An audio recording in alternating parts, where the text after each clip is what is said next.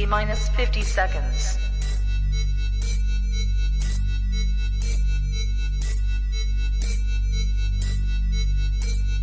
T minus 40 seconds.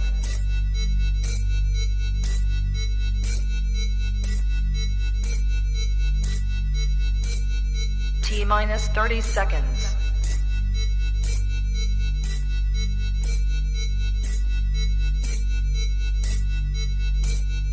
T minus 20 seconds.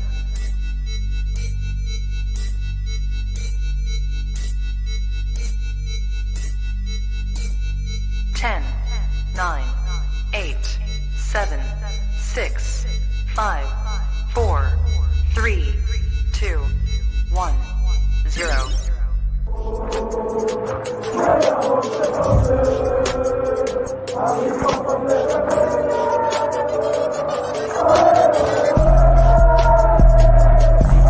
Shout out to Kop-Ish. Shout out to Kopish, guys. All the good work. The up. two legends, Emil Heskey, Howard Gill. Can't get much better than that guy. Yeah. You know what to do now. Like, comment, subscribe. I'm with legends, guys. Kop-Ish. I'm with legends, guys, but I am with Matt and Drifty as always. Big up to Kopish, big up to everyone in the chat. First and foremost, don't forget to smash the like button, people. Let me zoom out because right now I'm so close. You can probably see what I ate for breakfast at the moment. So let me just zoom out a little bit. Yes, brothers, how you guys doing? Not too bad, man. Not too bad. Actually, no, why am I saying not too bad? Well, health-wise, feeling a little bit better, as you can hear. Voice still ain't 100% there, but I'm feeling better a little bit. And not only that, bruv, we beat Norwich 3-0. So, yeah, you know we move, bruv. I like it. Drift, how you doing, bro? I feel a bit better now. So, yeah, I'm all right, man. The bright lights aren't burning my eyes as much. The headaches have calmed down. So I'm not doing too bad. I hate having a cold, man. Being ill is the worst thing, man. I swear, we take health and life for granted, man. Facts. We really do. We really do. Got a few topics to discuss. We've got Henderson's situation. The situation where it looks as though we might be missing 4 players for the game against Manchester United. 4 very key players as well. The behind the doors friendly that happened earlier on today where we played Aston Villa.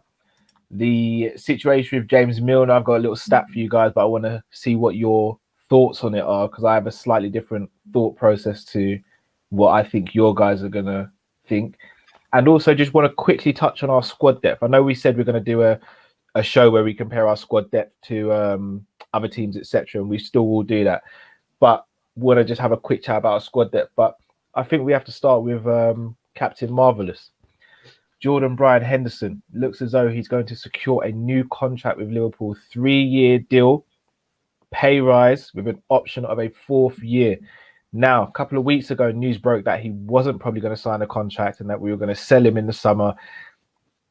I'll be honest, I was never fearful of Henderson signing a new deal. I thought the stuff that came out was pretty silly. Henderson is the one player I didn't fear that would lose. And for a magnitude of reasons. One, he's the captain. I think he knows how much he's valued here.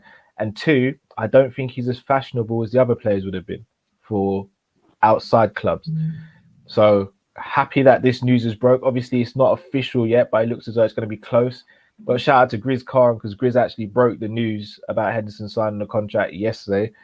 And it obviously blew up today. Matt, I'll come to you first. Jordan Brian Henderson, how happy will you be if and when he signs that contract? Very happy. And just like you, I wasn't really scared that he wasn't going to sign. I had doubts, but I said to myself, do you know what? He's the captain. He's put in... His body of work has been absolutely tremendous since he's come to Liverpool anyway. Excuse me. Since he's been under Klopp's tutelage, he's taken his game to another level. What he does off the pitch has been absolutely sensational. Are FSG really going to let this one, fall through the cracks? Really? What are they going to do that? I was like, nah, no way. And surprise, surprise, but not surprised. He's about to sign, and rightly so. One thing that did concern me a little bit, though, is that from that same report, big up David Ornstein as well, who was speaking about the news. Well. Yeah, he's in more depth. And big up Grizz Khan as well, because Grizz Khan was speaking about this before But also he did say like Klopp was a major factor. Now, obviously, every manager is always going to be a factor whether you want to keep your players, but it kind of just worried me a little bit that like, right, what we saying if Klopp didn't step in, that we were just gonna just keep offer him some bit of a bum deal and potentially let him go. That's the one worry that I did have looking at it, and it made me think, right, going forward, like, is this always going to be a factor? Like, if FSG really are not, sold on keeping the player past a certain amount of time, is Klopp going to have to step in? Because Klopp apparently tried the same thing with Wijnaldum, but it didn't work. But obviously, you have to understand him being the captain. Henderson holds more weight just in general because he's the captain. So yeah. I do kind of feel like we have to be thankful to Klopp, because Klopp, it seems like, has pulled off another masterstroke in terms of getting their man to understand what football's about. It's not just about money. It's about personalities. It's about just things off the field of football as well. So, but no, I'm gassed. And to be fair, rightly so, he should have signed already. So just based on what you said there, Drift, I'm going to come to you with a question, because obviously I know you're going to be happy that the news is broken that Henderson's going to sign a new deal. Do you think that Klopp stepped in even more so on this occasion because of the situation with Gini, where he didn't want to lose two very senior centre midfielders and two centre midfielders who have been key to our success since he's been here? Do you feel as though if he hadn't have lost Gini, that he may not have stepped in? Not saying he doesn't want to keep Henderson. That's not obviously what I'm trying to say. But do you think it really put an impetus behind Klopp to say, look, I'm not losing Gini and Henderson in one window? It could have possibly contributed massively that he would feel very undermined by two midfielders leaving at the same time. So yeah, you're probably right. He probably said, "Well, hold on a minute, guys. You're not going to do this to me again, are you? Like, I made it clear that I wanted Gini to stay. I know you lot couldn't come to a conclusion, but you're not going to do it with another one of our players, are you?" And even from a business point of view, it would be very stupid to lose two senior players in the same summer. You lose two of your integral parts of success over the last few years. Because if we really deep it and we go back to the basis of what made us who we are, like position for position, Fabinho to your Fabinho. Why do I always say Fabinho?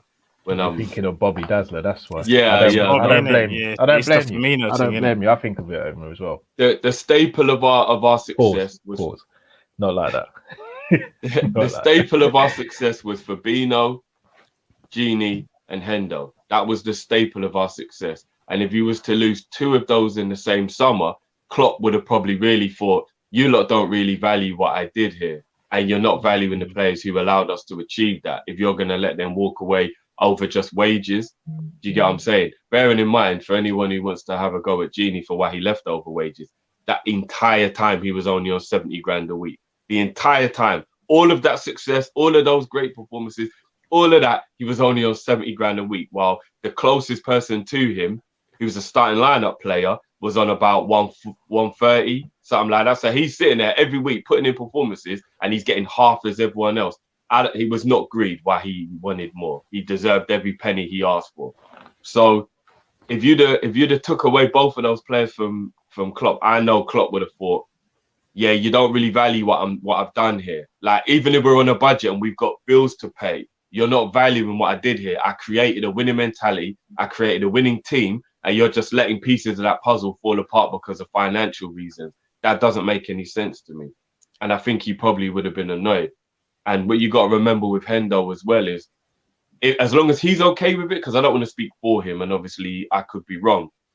But just like in the Milner mode, where I think there's something so different about being at Liverpool, the DNA of Liverpool, how we are, what we represent, that you can even look at someone like James Milner and, all right, maybe it's because we caught him at the right end of his career, but he's never been at a club this long because he realized this is different. This means more. This is an amazing place to be. And now we've got Milner retiring at Liverpool. A lot of us thought he'd go and retire at Leeds or maybe move on and play first team football somewhere else. And he thought, no, being here means more. Like, this is different. Milner's never been at a club this long. Do you get what I mean? And he's been around. So I think putting Henderson in that same bracket, It's having that head on your shoulders, having that captain, having that leader, having that professional, having that person someone can look up to. I want Henderson to be here, not just because I love him, but because when we got the Harvey Elliott's of this world coming through, let's say we get to a point where Hendo's not a starting lineup player, which could be feasible. I'm his biggest admirer and biggest lover, but I'll still not be like, no, Henderson for the next 3 years is guaranteed to be a starting lineup. Let's go to next season, and we have moved to a point where Hendo's becoming a squad player now. He's still captain, but he's become a squad player now, right? Having him here is still valuable. Having him here when he's 34, 35, having the youngsters come through, having that guy to look up to, having that, do you know what, Gaff? I'm having a bit of a problem. Like, come here, bro. Because you might not always want to go to Klopp. You go to Hendo, you go to Millie, you go to the senior players who've been around the block, been there, done it, know the club, live the club, and they can be like, bro, this is how you do. Follow me. Don't worry, man. I'll help you with this. Rare. Though you need those people around. And as long as Henderson's all right with his career, winding down with him not being a starting lineup eventually, then he's the type of guy we need to make sure we have here as long as possible. And that is even more why it's important he signed this deal. He represents everything Liverpool are about. And we need him here, man. Agreed. Fair points. Shout out to Rack AMK. Hi, Kop-Ish. Thank you very, very much for the generous donation as well. It really means a lot. Rack's in the building. What's going on, bro? Bless up. Thank you very much. Got a couple more super chats to get through as well before we move on, guys. Jamie says Drifty's beard is straighter than contract lines. Yeah, sharp still, Drift. I appreciate that. I was looking rough last night. I just thought I've got to do something about this now. Like, my beard is actually like I've got. I know Rich is watching this thinking, bro, what's going on? You know, that is probably the roughest your beard has looked for a long time, Matt. Still, it looks like a bird's nest right now. It's not even shaped up. Look at the underneath bit. You man don't know the struggle. No, you're right, Matt. I don't know the struggle. You're right, Matt. Do you know what? I was gonna take a little cheap shot, but then all you're gonna say is, "Yeah, but Matt, you've been struggling since your hair like probably since secondary school." I wouldn't do that. You sure? I wouldn't.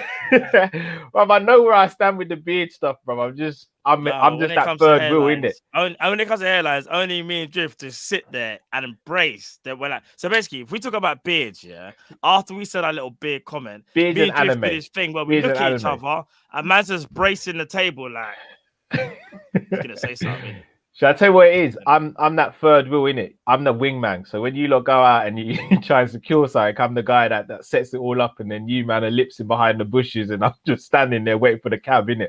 Like that's what it's like when we start speaking about beards. I just wait for the cab. Are you going to Croydon? No. All right, no worries. I'll wait for the next one. I told you, bro. If you've got a goatee, man, that's fine, bro. Don't patronize. No, do you know what? I rocked the goatee. I rocked the goatee for years, bro. Yes, because you had the option. But I'll allow it, you two, man. You had the option. What do you mean? Don't do this. You got the joiners, innit? Have you got the joiners? You got the joiners. Yes, don't mug me off, man. Of course it joins, bro. So why are you complaining? Drift, am I lying? This guy could be like Keith Sweat. Am I lying? Remember Keith Sweat? That's what I'm saying, bro. Yummy, yummy, I'm gonna give me some. No, right now, Cal's moving like season 1 to 4 Ghost, isn't it? For real. All right, season 1 to 4 Ghost, bro. Listen, every woman loves Ghost, you know, Cal. So yes, but I'm not Ghost, bro. Yeah, but you've got the box. Only two women that love me is my wife, my mum, bro. I'm not Ghost, bro. No, but Cal, that's all that matters, though, bro. To be fair, Cal, one of the most, famous men on this planet, 50 Cent ain't got a beard. He's got a box, though, innit? I'm a line. He ain't got the full beard. Oh no, he does now. Maybe actually. Does now. But back in the day, he's just rocked the box, though. Yeah, back in the day, bro. But he done many men in the box. No pun intended. I'm glad you two are trying to make me feel better. I just know my lane, innit? And I'm driving in it. No, but look how much hair you have in your head, though. Man can't be complaining. No, I'm not. That's why I'm not complaining too. I know to go barbers, or even the other day, my missus was like, "What are you doing with it?" And I was like, "Well, I was trying to get my hair plaited, but obviously you just gave birth, so I couldn't really put that pressure on you right now, innit?" But you see how I look all rough, but yeah. Next super chat from James Anderson, long time viewer. James, Hey, peace, my big up, dogs. big up. My bad, I ain't been here for time, but I'm here now. Congratulations to Matt and Callum over the new additions to the family. Enough love, James. Appreciate it, Enough man. love to you as well, Enough bro. I love. see you eating on Enough love, Instagram, eating that fine dining. I love it. I love In to it, I see it. see, but man's at Always better the fine restaurants. dining. Always, oi. Got the Michelin star restaurants and that. I love it. I love to see it, James. The food. Always on point says Ali has become Mutumbo of the Prem. Mutumbo. Who's Mutumbo? I don't even know. Mutumbo, the Prem. I don't know who Mutumbo I don't is. know I don't know that reference, bro. Mutumbo of the. Yeah, you might have to kind of. We're all looking a bit blank. For some reason, Mutumbo Matunde's come to my head, but I don't even know who that is. I've heard, but where have I heard Matundo from? Or Matunde? Matunde? Ah, no, bro. Mr. Dare I Say It says Cal's beard game is like Burnley knowing his lane. That's harsh, man. That's a bit harsh, though. That Burnley one. That means there's just no variety to it. He's just set in his own way, innit? All right, I see you, Mr. Dare I Say It. Man said turf more. Sean Dyche, long ball beard. You know you're getting a turf more, the same thing. Yeah, long grass. He's an NBA player. Oh, okay. I didn't even. Matumbo. Matt, I'm a little disappointed you didn't know that one still. Oh, you're losing your source there. No, but I'm trying to fit Matumbo. Apparently, he was a back in the day guy that used to go up against Jordan. So it's an old school basketballer. Oh, what are you saying? Man, just become a LeBron fan, not an NBA fan anymore, no? Oh, is that how you're trying to come at me now? Listen, if we're talking about NBA, I will fry you, man. I'll say, name me. Is this a hot take? What about Matumbo, man? No, I'm he played for Rockets. Now, what are you talking about with? I don't know who it is, Matt. No. I'm saying it. I'm not talking to Oh, these must be rhetorical questions, bro, because I ain't got a clue. Anyway, the quicker we move on, the quicker you can get past it. I think I know who he is. Now that you've said that. Boy. I'm trying to think of the era as well. I'm trying to think of the era in terms of did he play with He's always on point, era. Says the guy who does the finger wag. You're talking about Mutombo, innit? That's the name. Bruv, I probably, do you know what? It's one of those things where when I see the game and see him, I'll be like, oh, him, but I don't know him like that. I just don't know him like that. I don't know him like that. So it's all right. We move. Let's go through the super chat. I can't know every single NBA player that live. Like, Jesus, what am I, an encyclopedia or something for NBA? No, bro. She had a voice like a robot, apparently. No, do you know Matumbo? My name is Matumbo. I'd have to go and check him out. I'd have to go check him out. Fair enough. I'd have to go check him out. JP is asked who has a high ceiling, Kanate or Kunde? Kanate. He's got more string to his bow, man. Shall I be honest? I'm not just saying this because he might be going Chelsea. And people he's who not great, with me, I've never seen what the big hype is with Kunde. It's because he's athletic. That's all it is. It's because he's athletic. Upamecano, though. Again, you guys know me and Upamecano. I just never really rated Upamecano like that either. Talking about Upamecano, I saw Bayern play on was it the weekend? Yeah. I'm not gonna lie, bro. He's got more I watch, bro. He mad rash, you know. He's got a lot of work to do. Bro, I mean, again, Bayern play very expansive. They play similar to how we play in terms of high line and stuff like that. Bro, I'm not gonna lie. We definitely got the right centre back out of the two. Because remember, there was talks that Jurgen Klopp spoke to the director. Is it Ralph Ragnarok? Yeah, I say Ralph. I say Ragnarok. I know Ragnarok. You know, you know the guy I'm talking about, though, innit? Yeah.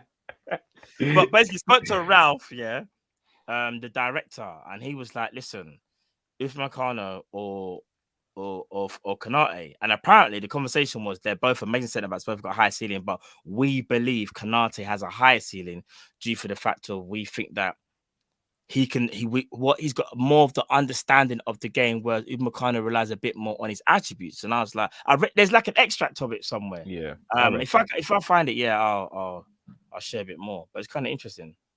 Mr. Dare Say It just says if we could sell Nat for 25 mil and Shaqiri and Origi for 15 mil each, we would have raised 91 mil this summer through player sales. We would have. I'll be honest, I don't see any way we get 25 mil for Nat, and I don't see any way we get 15 mil for Origi and Shaqiri each.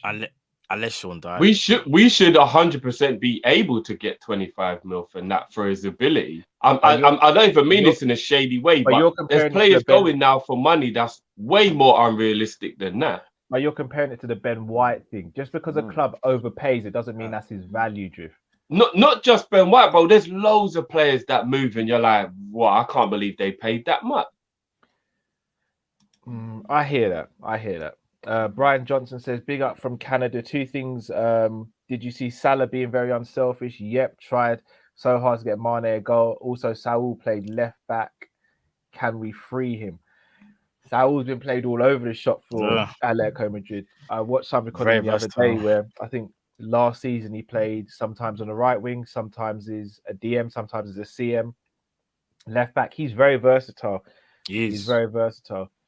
AA says this channel remind me of Hendo, most underrated Liverpool channel on YouTube. Much love to you. Enough love. And do you know what, people? If you're having a bad day today, because it can happen, everyone has a bad day. Just remember, did Arsenal beat Brentford? No.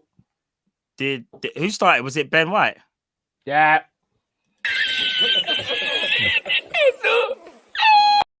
All right, I hope you had a blessed weekend, man. Ben White got spun a few times.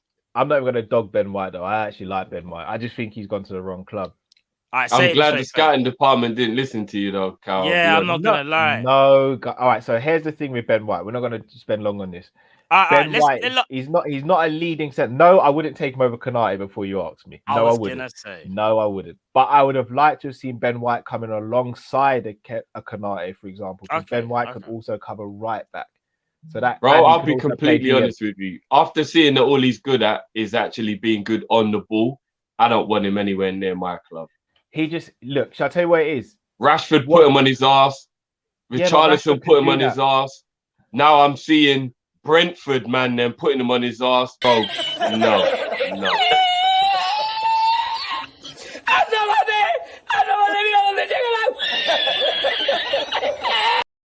Them said that were the scenes at half time, the commentators. Bro, I'm not gonna lie. What we just saw was the greatest finesse of 2021. No.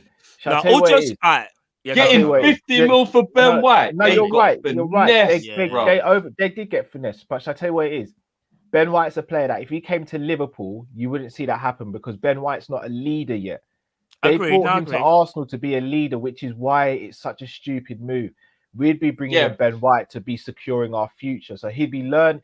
All right, Ben White's gone there. Who's he learning off?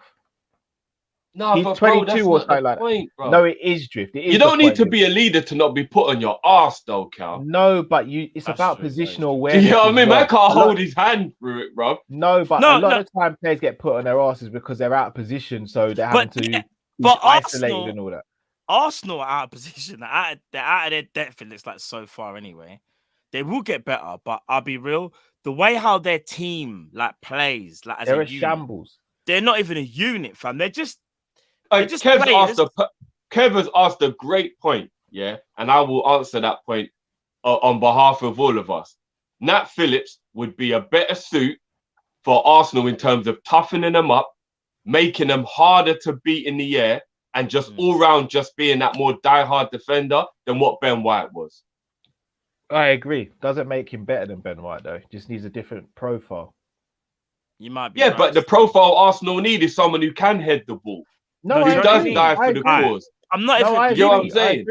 I agree. I fully agree with you. But that doesn't mean one's better than the other. Arsenal are just soft, isn't it? That's that's the thing. Soft. They're mentally. Yeah, and Phillips ain't soft. That's what I'm saying. They need a couple hard men in there. No, but you know what it is, Drift. You're right. They still lost that game the other day, though, with Phillips. They need more.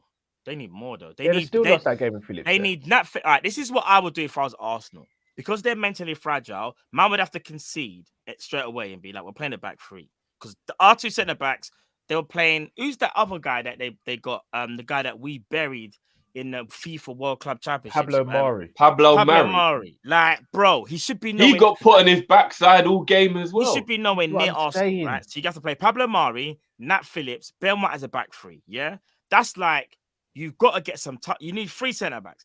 Then they're gonna have to flood the midfield, yeah, with just bare like 2 DMs, not even one. So when Party's there, or put Party next to they need Xhaka mobility. could So it might have to be Lakonga. No, Oh, right Nenny. now, you know, No, but on a real, do you see the crap that Ben? Like, name me a player Ben White looks to in the dressing room and looks for inspiration. he's going for a lot. He looks at himself. Bro, he bought Exactly. this on himself, bro. He signed the No, contract. I agree, but this is why I don't think you can judge him as a Wait, player. did he not watch Match of the Day? no, by the same What time, is he doing? no, by the same time, Jiff, Brighton to Arsenal, that's a move most players are going to make. If Basuma got scattered by Arsenal, Bro, I don't know, bro. When you play for Brighton, you can take night walks with your girl and your dog on the beach. You've got candy floss. You've got coconut ice and fudge. Listen, and to be honest, going into every game, not knowing whether you're going to win or lose, what's the difference, bro? All right, Ben White, if you're It's watching different. this, these are just the thoughts of Kopish. You're an Arsenal player, but this was Cal to you right now, Ben White, if you're watching. Shut up! I'll tell you to your face! Yes! Yes! Yes! I'll tell you to your face! I tell you to your face. I rate him. And shout out to KG because he watched Ben White a lot at Leeds and he rates him did. highly. He does. I he does. rate Ben White. I just think he's gone to the wrong team. He's definitely the wrong team. He's definitely the wrong team. Fair enough. You can't go Arsenal right now as things stand and think you can fix them, bro. No, you know what it is, Drift. You you know can't when fix Arsenal. You just got to dash it away and get. you know when something something new, man. is gutting, you just got to gut out the thing. Like for example, Arsenal's gone off milk. no, They've gone off milk. They are. They've gone off milk. Just throw it down the drain. They're gone Throw off the veg. bottle That's out and worse. get a new- Gone off get a veg new is worse, pint. you know. Bro, Gone you off veg can't makes throw you wanna- God off milk down the drain when it's half curdled into cheese, bro. Block Gone up off, your no, drain. gone off bro. veg is worse, you know. Gone off veg is like you might as well They're leave just your not house. on it, man. Gone off rice. Oh, bro, gone Oh. off rice. The worst. Stinks like fart blood. Can't even lie. Stinks like. I remember one time, yeah. I think I must have left the rice in the heat. Came home, I was like, God. what's that smell, man? It smells like someone farted. You know what? Yeah, rice turns No. quicker than a banana. I'm not does. joking. Like Nah, 1 minute rice can be fine, and then the next minute it's gone off like that. No, You're like, you gotta put it in the fridge at the right You have time. to. You see rice and peas. If you no, leave it even if out, it's in the Lord. fridge, bro, it will still turn within like 12 hours. Smell Like, it. and then all of a No. sudden it's just gone, bro. No. You better make sure you eat that rice within 24 hours of it being cooked, or you're in You have trouble. to consume that fast, you know. Oh, I've had rice in the fridge. Unless for a you few freeze days. it. No, Yeah, you, for we've me, frozen rice. yeah, for rice and pea, in my opinion, you can have it for like say if you have it in the fridge, I would say have it within 2 days. Like, so say you had it on a Sunday, I would say don't have it any later than say like a Tuesday. If not, I wouldn't advise eating rice and peas on Tuesday. You're really testing the waters there. You're really pushing. You're pushing it. You're pushing it. If you eat that rice and peas on Tuesday, it was cooked on Sunday. You are pushing the boundaries. Yeah, You got- I don't know about you lot. My rice and cheese stays good for a while still. What for long? No, but I'm just saying, like, Well, rice and peas in general go what far. kind of rice are you using then? Because it's not about how you cook it. It's just rice in general rice and don't peas last in general long, bro. go off quick. Like, But I it agree. depends how like, long you leave it out for, innit? no, we don't we're leave. just- The moment it cools down, it goes in the Yeah. fridge. Bruv, it No, still no. goes off in the fridge, you know, bro. No, of course it does, but not that quick. Not over 2 Bruv, days. I ain't eating no rice on Tuesday that was cooked on Sunday. I'm telling Do you know what it is, disclaimer. I Right, ain't doing now, it. it's not the rice. When I think about it, it's the peas that can go. Obviously, the peas go faster than the rice, in my opinion. Even I've in the never fridge. Had that problem. Never had that problem. But no, you're right. You can't put rice in the fridge when it's warm. You're asking for trouble. Oh no, that is you're crazy. asking. You might as well, as I said, you might as well just leave That the yard. is crazy. Leave in the yard, Bridget. ZZ says 25 mil for that. Get out of here, man. No, I'm saying. You know what I'm saying? You know, I saw the whole clip of that on Twitter the other Yeah. day, and it's hilarious. Yeah, it is. It is. I'm looking to drop that one day still. It is hilarious. I am looking to drop that one day. I'm looking for That guy was just batting up the man for like 2 minutes. Yeah. Do me a favor, please. Get out of here. Get out of here, man. Shit, I'm saying. Alright, guys, I don't know if you lot could see stuttering, but let me just reset my thing, come back, because my thing's getting on my nerves. It's stuttering all over the place. Give me a sec. Mr. Dare I Say It just says 15 mil for Nat, 13 mil for Shaka Rigi. Is that realistic? 77 overall. Well, even 77 is not accurate, bro, because Harry Wilson fee we don't get till next year. Next year, you know.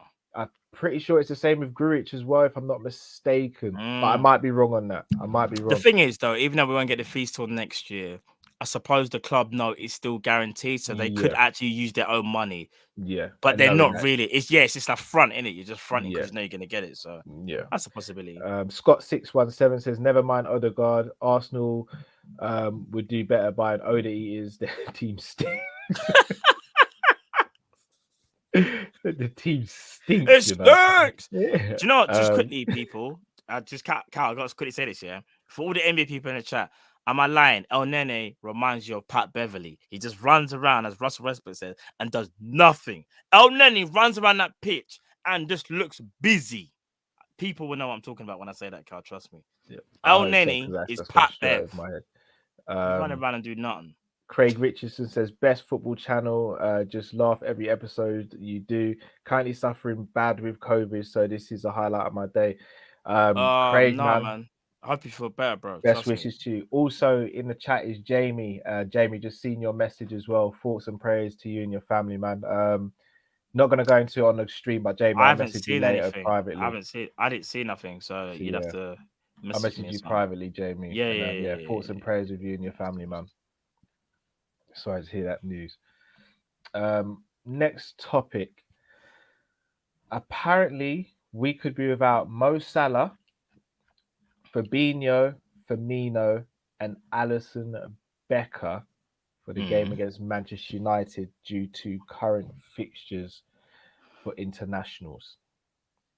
They would also be without Cavani, Fred, and one other, if I'm not mistaken. Oh, I mean, Cavani's kind of a big player for them. there is so much trouble. What's your thoughts on that news? I was just to said it best. That we're way worse than. We're way worse than I'm them. I'm sorry. I feel like things need to change right now. I genuinely feel like, and I don't mean to sound ignorant because I know playing for your country is a great honor, but as the employer, I feel like there needs to be a little bit more power given back to clubs when the international teams make these decisions that greatly affect the actual team who pays their wages and they work for. In what other environment is there in life where there's somebody who can tell the person who employs you what to do? Like, I genuinely feel like being released for international duty should be the club's decision, because you cannot tell me that's okay. You can't tell me that's okay. Man United versus Liverpool this season could be a title decider. We're at a situation where that is the level. Anybody from any Chelsea, Man City, Liverpool, Man United, anytime those four teams are coming up against each other, it's what we call a 6-pointer. Yeah. And until maybe a team falls away or whatever, that's how it's looked at this point. It's a 6-pointer. And you're telling me we've got to go and have one of those 6-pointer games with all those players missing? For what? For what? Why is an international game even being played around the time that's going to make this happen? Like, for me, I don't know, man. I feel like a club should be able to have, they should be able to have a say. And if they sit the player down and go, look, playing for us at this moment is more important than playing for your country, we're not going to release you, it's something that I think the player should have to respect as the person who is their employer and pays them. We all have it. Nobody wants to go back after 1 week of maternity leave as a man, but you know your employers, that's all you get, or 2 weeks or what. You wish you could have 3-4 months so you could be at home with your wife, but you're not allowed to because the employer said, no, that's all you get. You can't be angry about it. You just got to deal with it. Is it wrong or right? I don't know. That's up to individual interpretation. But the employer should be allowed to make the decision as the one who pays your wages. Even Kevin, Kevin, the comments has said, obviously we're a Liverpool channel, so we focus on ourselves, but this affects everyone pretty much in the league as well. It does. It does. Like, where's the? But then they should be allowed to do the same thing. No, but that's what I'm saying. Where's the thought process? There seems to be no thought process, or very little thought process, which is very silly.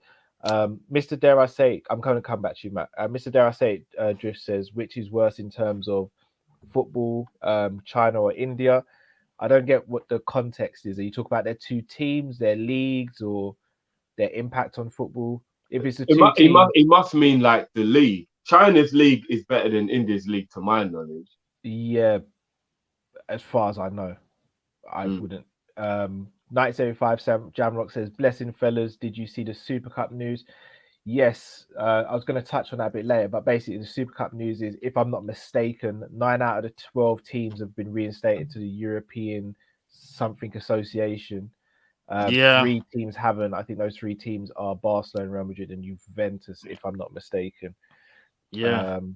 LFT Sports TV say Arsenal stinks like a dead body.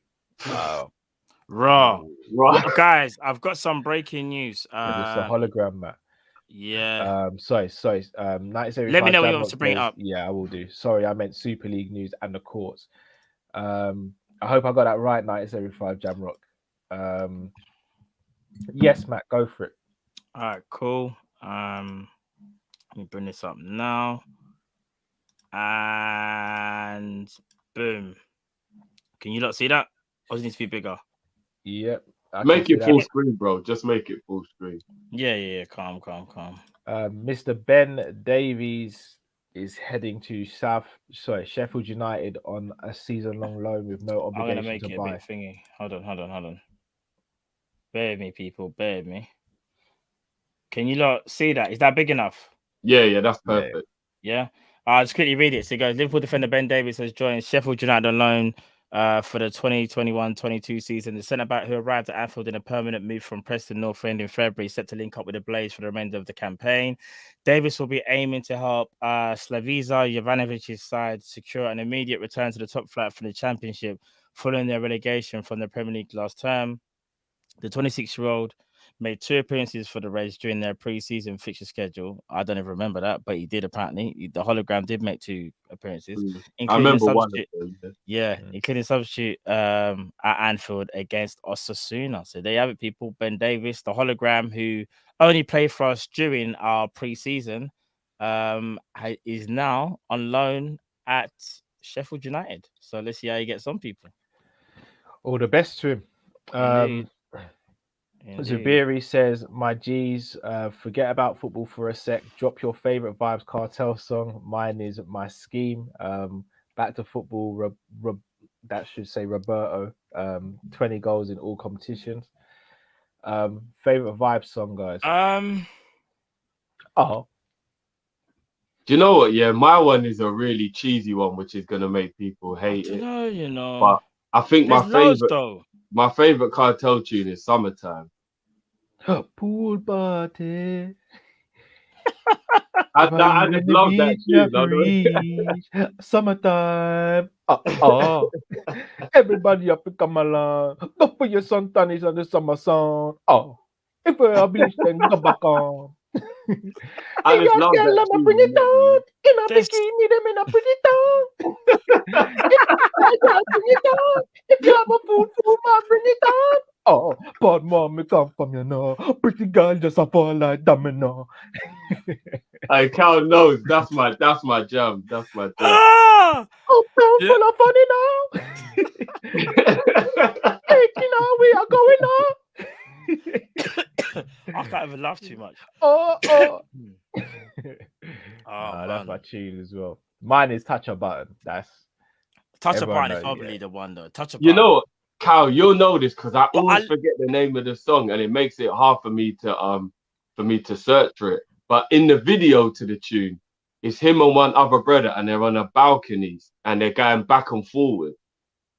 And basically they're just having a sentence each, and they're going back and forward. And I can't remember the name of the tune. It's Straight T, straight jeans unfitted. No, it's not. No, that's my tune. It's about 12 years old. Oh, you're going back. I'd have to be some sort of a melody or something. Yeah, like if you had a lyric or something, then man can kind of just but you know them tunes that get released and they're so underground that you don't really know it unless you know it. It's one of them ones, but it is a tune. I need to remember the name of the song. I keep trying I've always said if I ever did like a a competitive boxing or MMA match or whatever, the song I'd come out to is Touch a Button. 100%. Yeah, no. 100%. You'd have If I to, you though. want them, just call them. You hear me? I say no. Bling Dog and Cartel. If it's Bling Dog and Cartel, then I'm gonna go and Google that afterwards. You know. In fact, you know what? I need to do that now. Oh yeah. You hear me? I say no. You can't buy me up. 1975 Jamrock says, what do you guys think of Klopp complaining about spend? I don't know if I'd say he was complaining about it. I think he was more justifying our position. I think Pep seemed to get very rattled by it. Yeah. Because he came out and said, well, we haven't spent 100 million Grealish. We've only spent 60 because we spent and we did this and we sold someone for 40. No, Pep, you spent 100, big man. You spent 100. Yeah. Pep, you know what it is? It's the person that's been given all the money is the one that's always going to take offense to it because he knows he's been acting like what a it is. pauper. Do you know what? I prefer He's Pep to come out. Yeah, he's been spoon-fed, right? Exactly. It's like them people there that say, all right, say a lot of people. All right, for anyone that went uni, yeah, there's two different type of uni students. There's uni students that will be living off their grant and their loan. Literally, them man are having like pot flipping noodles. Pot that noodles, was me, yeah? bro. Bun and cheese and apple juice, bro. That got me through I hear you. Then you get the ones here that say they got no money, but they still got in their bank account. They can call their mum or their dad and still getting funding. So when they're going out, they're not even spending their grant or their loan. That is Pep, bro. Every time Pep goes out, Pep's like, "Mum, can you just spot me some money?" Like, and your mum's like, "You got a grant in it." You're like, "Yeah, but I want to use that for another. I want to use that for something else. I want to use a loan for something else." Like that is Pep, bro. Pep has everything. I prefer Pep to just come out and say, "Yeah, you know what? My owners back me. We're rich." I just prefer him and say, "You know, I'm happy that I'm in this position.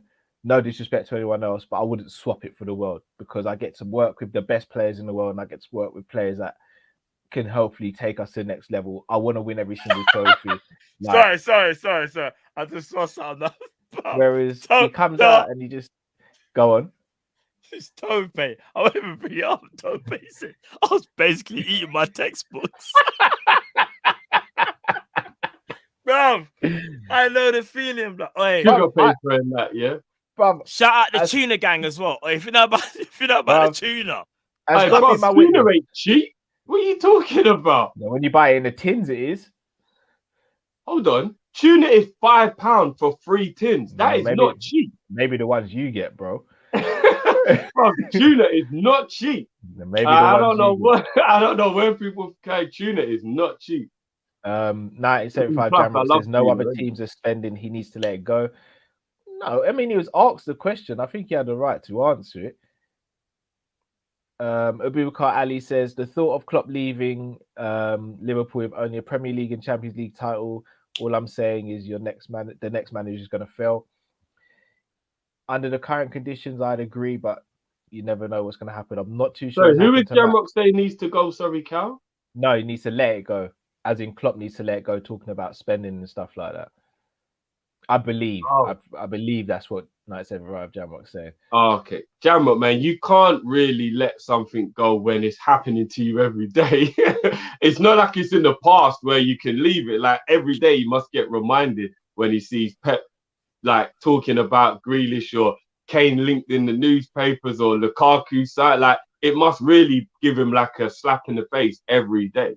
You know what I mean? Liam Kenny says, "Evening, fellas. Gotta say it was only Norwich, but that opening day win with the fans back was fire and sending love and prayers to the people of Afghanistan." Yes, indeed, some horrible scenes in Afghanistan, man. Yeah, everyone holding on to the plane and stuff was really heartbreaking, man. Yeah, beyond heartbreaking. It puts life into perspective for what we've. Because they know they're gonna die. I was just thinking to myself, if that plane takes off, you're dead.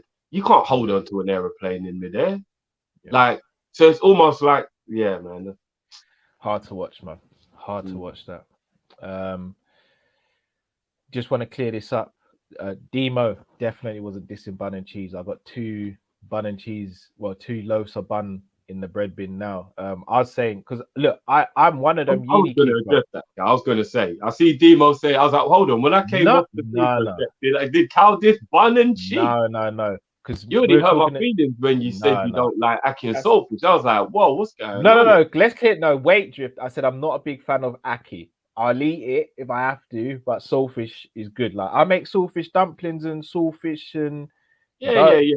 Shut that narrative down now, bro. No, but either way, I said Aki and Soulfish, and you went, don't. And I just thought, whoa, No, but that's what? because you compared it to something else though at the time.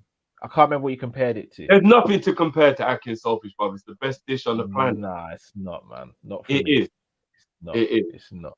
But anyway, But no, I was saying bun and cheese because at uni, I never had a grant or a loan at uni in it, so I was doing it myself pretty much. And bro, yeah, you're a gangster, bro. Well, I was living in overdraft my whole uni life, bro. Bun and cheese and apple juice got me through uni. I'm telling you that for free.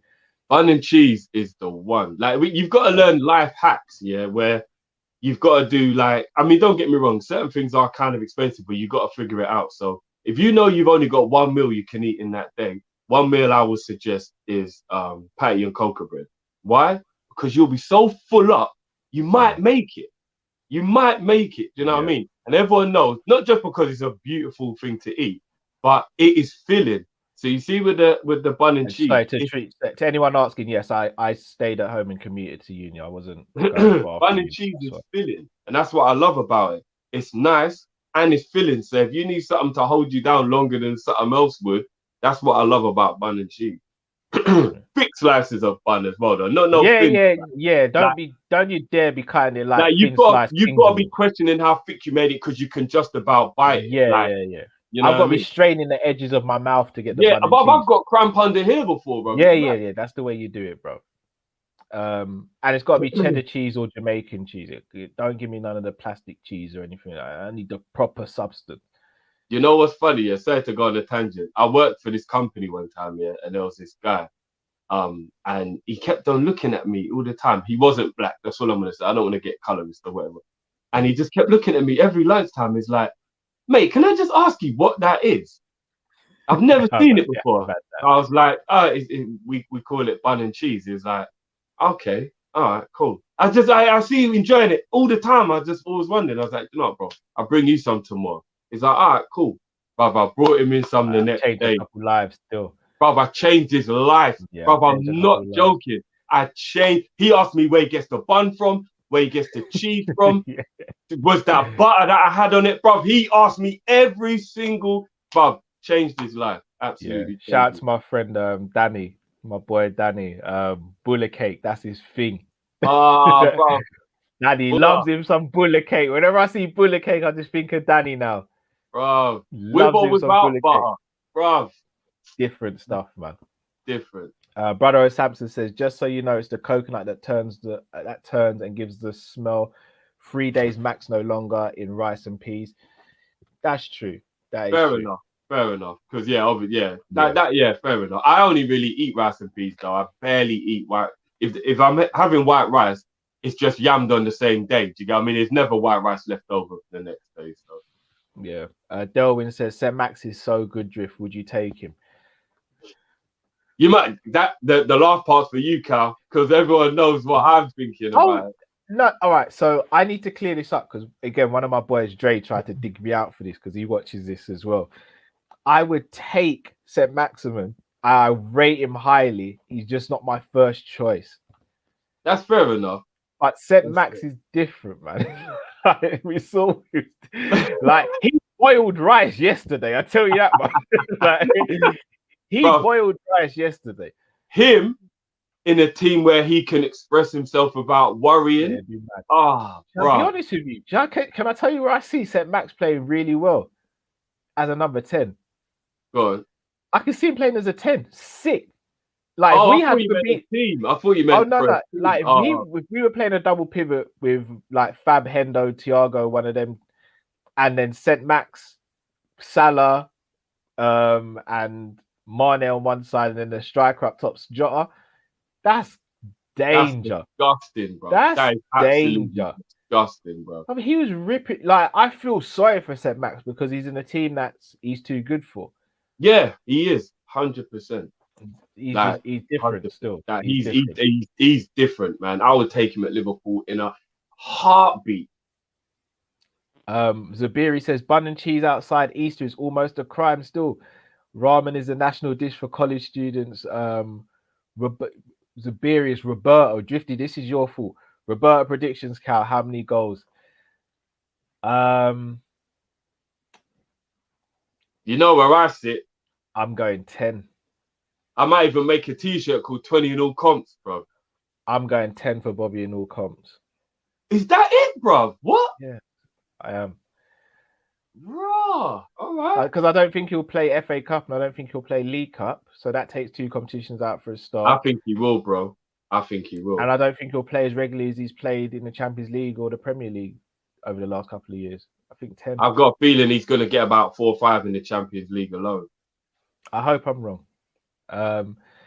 S Featley TV. Shout out to S Featley TV. Sorry, Stephen, I got your name wrong there.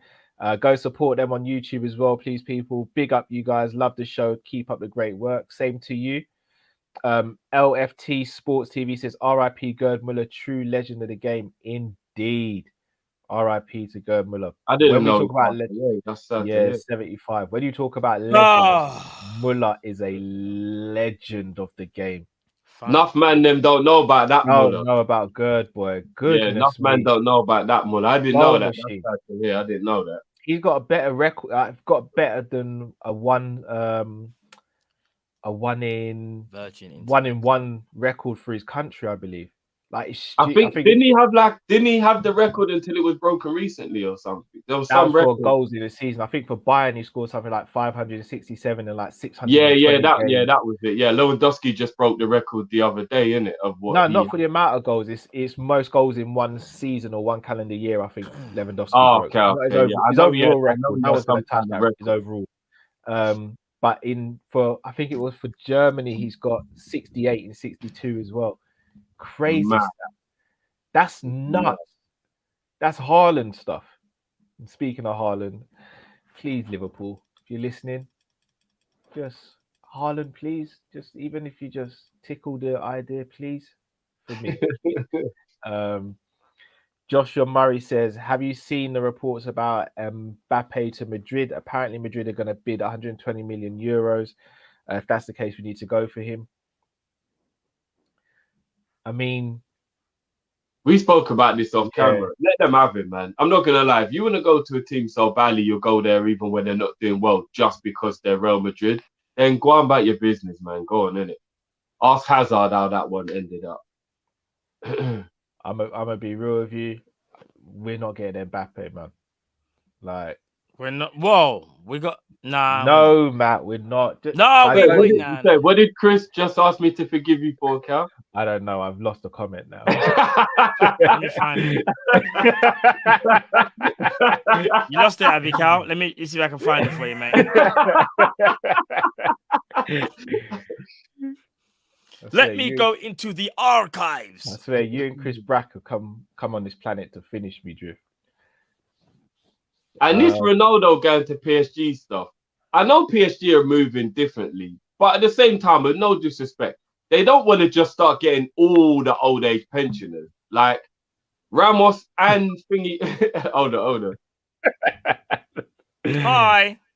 Griffey, you have to forgive Callum. He likes a number 9 who barely scores and wants to sign wingers with one knee. I'd be happy with St. Max at LFC. Yeah, so I like that. So what Chris did is he little dig at Cal, a little dig at Neto while backing me. I like that.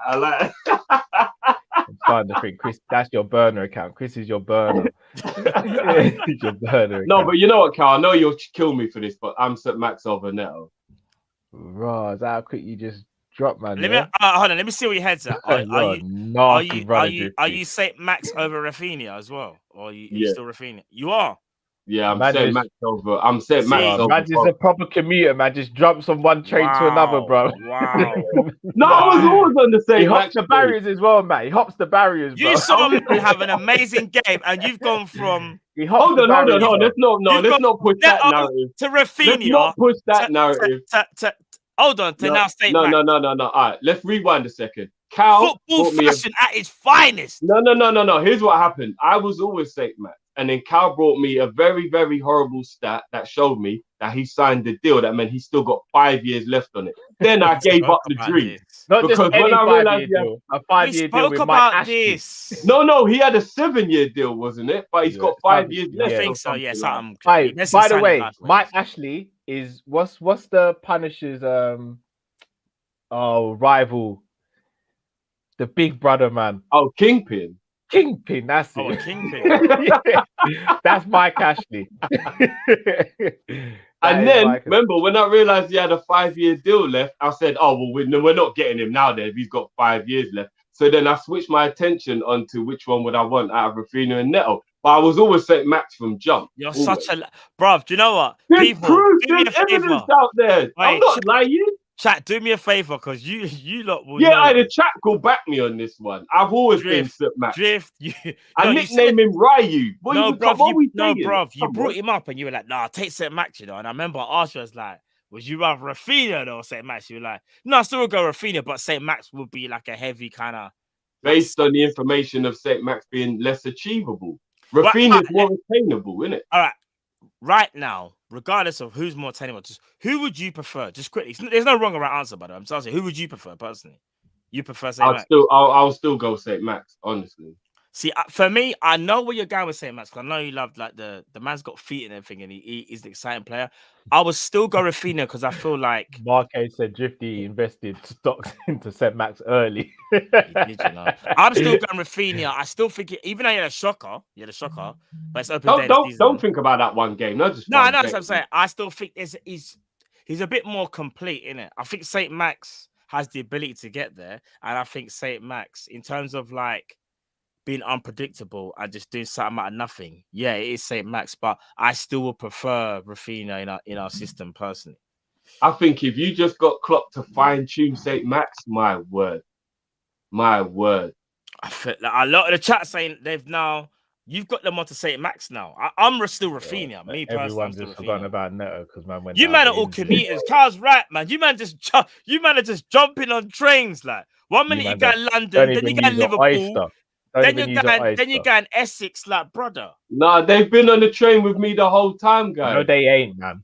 They have. They haven't. No, They jumped on your train. They jumped on your train. You lot are just hopping trains. James, you know what happened? Our train was at the station, and we looked up and saw that our train weren't leaving for 45 minutes. So we came to have a conversation with you, man. But as soon as we heard your one, we all jumped off. No, Johnny, it's drift. This is what me and Cal are. So you see, when we're trying to get from A to B, yeah, all of our trains are late, yeah. Me and Cal will sit there at the station and go, do you know what? Nah, all that commuting and stuff, yeah. It'll probably end up being a bit longer because when you deep it, the route's a bit longer, but it feels quicker because right now our train's late. Me and Carl are staying at the station and getting the original trains, bruv. We ain't changing. I'm gonna be real with you though, Matt. I may go St. Max over Rafinha still. Oh, look, I'm holding the doors for Cal now. I'm like, Cal, are you coming? Are you coming, bro? But what I will say, Matt. Do you know what I just did there, people? No, but I'm there all day. A man gave you an assist, and Cal just went, "Bun your assist. I'm going solo. I'm taking it around free, man. I don't need your assist." No, you know what Cal did? Cal released the single, and you weren't on it, Matt. You released the single, and you weren't on it. I will say though, I'm Team Neto all the way, man. Everyone knows. Yeah, everyone knows Team My Neto. feelings just got. James Anderson says bun and cheese is fire. Ackee and saltfish and oxtail and rice and peas. I'm murking my kids through a plate. Trust me. I'm going 20 for Bobby, plus same as Jota. So 20 for Bobby and Jota. What do you think? I think Jota will get 20. I think Jota will get 20. You know, remember we talking about that in the last stream, guys. I think. But I mean, I think it's a bit unrealistic of us to think they'll both get 20. If you get what I mean, like that means that between them two alone, who are backup goal scorers technically. Yeah. Then what do we think Mo and Mane are going to get? We think they're going to get that much then. I don't think Jota's a backup goal scorer anymore. You don't think? You think he's just going to be? I think permanent he's our first second team? biggest goal threat. I don't know. He's up there, MA says, "Who's the better presser out of the three wingers?" I'd say Rafinha, only because of the way how Leeds play. Now, Cal, let me ask you again. You'd rather St. Max over Rafinha? Only because I want someone very different to what we have. Man said only because, you know. I think I like him, Matt, but no, it's a tough. actually It genuinely. All jokes aside, it's a tough one because how is it tough? no, it is tough. It is tough. What? What I do you think Rafinha over St. Max without a shadow of a doubt, Matt? Like not even a question. What it is. All jokes aside, I think St. Max is harder to deal with. But the thing is, you know, when we talk about like system and and how refined someone is, I feel like St. Max will just do it. Not say do his own thing, but he is that type of player. Whereas Rafinha, I feel like you could get him to be a bit like Jota. So if you said to him, all right, these are the things I want you to focus on, do that.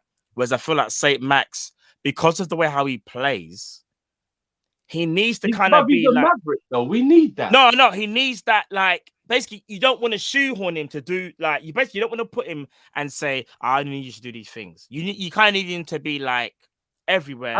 And we need a Mel Gibson lethal weapon. We need that, bro. They've all switched. They're all commuting. Also, I will say, I feel like Neto might be the best presser of the lot as well. No, Rafinha's the best presser out of them. I don't know. I think if you actually look at the stats, I think you'll find Neto. Do you want to know? Do you want to know what counts? You know what? I'm quite. Did I miss the team meeting? So, was there a team meeting before the live show? Because you know what I'm quite worried about for you, Cal, in terms of the Neto appointment. I've got a feeling, that if Kane does end up going, you're going to say that because that's what I've got a feeling that Santos is going to go and raid Wolves and get Neto and what's the midfielder's name again? Neves. Neves. I've got a feeling he's going to use that Kane money and he's going to go and get Neto and Neves from Wolves. All right, here's one. This is going to be funny. Let me quickly read these super chats. I got something for you, Drift. Don't you worry. Neil H.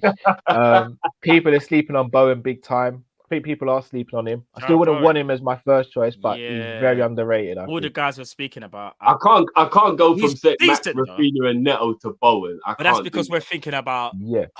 Do you know what it is, Drift? You're thinking about all the sauce. I've got bare sauce. Jarrod Bowen is literally oven chicken. He's just literally oven chicken. But none of you lot ever eat your food without sauce. Good point. Okay. That's a very good point. Okay. And no spice either. There's got to be some. Bogdan, St. Maximin is a showman, mainly vibes, nothing more. Oh, I disagree with that. No. Because you want to know something?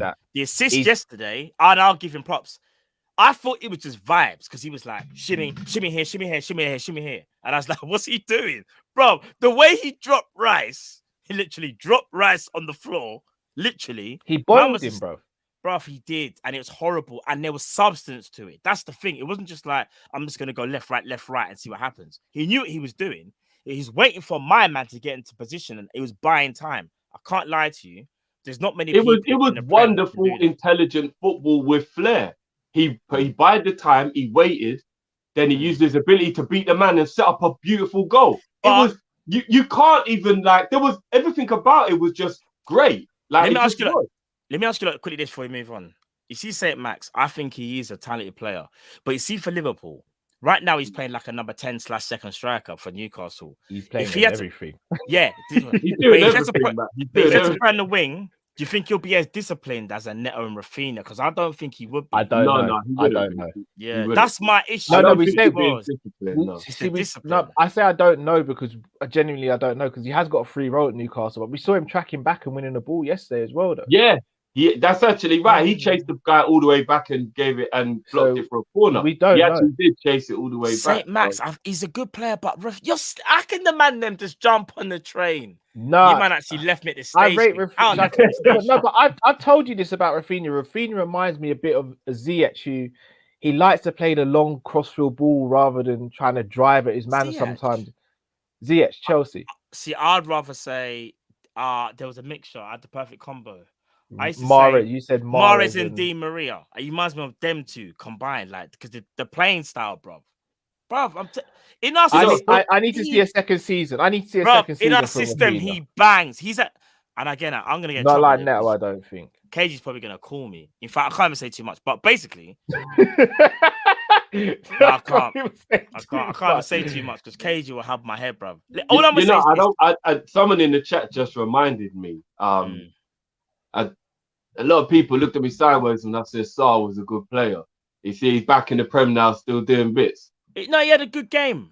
He had a good game, bro. But and he duppied the championship last season. He didn't duppy the championship. No, he didn't. Yes, he did. No, he didn't. I wouldn't say he duppied it. He said he got 20 goals last season. No, I'm almost certain. No. I think it's 20 goal contributions. I think he got like 13. Oh, well, whichever way it was. I'm telling you, he's a good player, man. He's a good player. No, Drift, he is a good player. I'm not saying but is he good enough for our level? All right, Drift. I would have taken him as a squad member. 100%. He got 13 goals and 4 assists in the championship. Right on the money, 13 goals. What did I say? All right. That's still great for a winger. No, it's not. Not in the championship. For a winger, he's not a striker. For a winger, not for someone you're saying is good enough for Liverpool, in my opinion. Harvey Elliott and Harry Wilson got similar stats. To be the backup and develop while we've already got those guys. I feel like Sarr could win for 2 or 3 games easily. But we don't want him to push. I'd rather have Bowen over Sarr. Do you know what it is, Jim? Sarr would push them eventually. Nah, Bowen over Sarr. I don't think he would. He's not like Jota. Do you know what it is? Maybe because of the age. Maybe I'm thinking about age, because again, you can only go by what someone has at the moment. And Jota was at that perfect age, being 23, 24, where it was either now or never. And you could see he had a little something at Wolves anyway. And it just so happened that we were right when he came to Liverpool, and he's literally pushing them, man, now to the point where he's starting games. I don't know if Sarr does that. I don't think Sarr probably does that for like... Sarr's younger, though, that's why. No, I know, so it's going to take time. And again... Hold on. Somebody just quickly check for me why...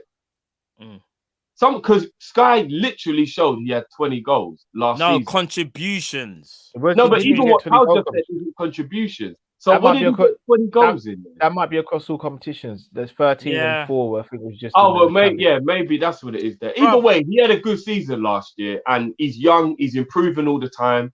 Like, I think Sarr is a bad boy still. I'm not going to lie. I don't want him anywhere near Liverpool. Who do you have on, Sarr or Adama?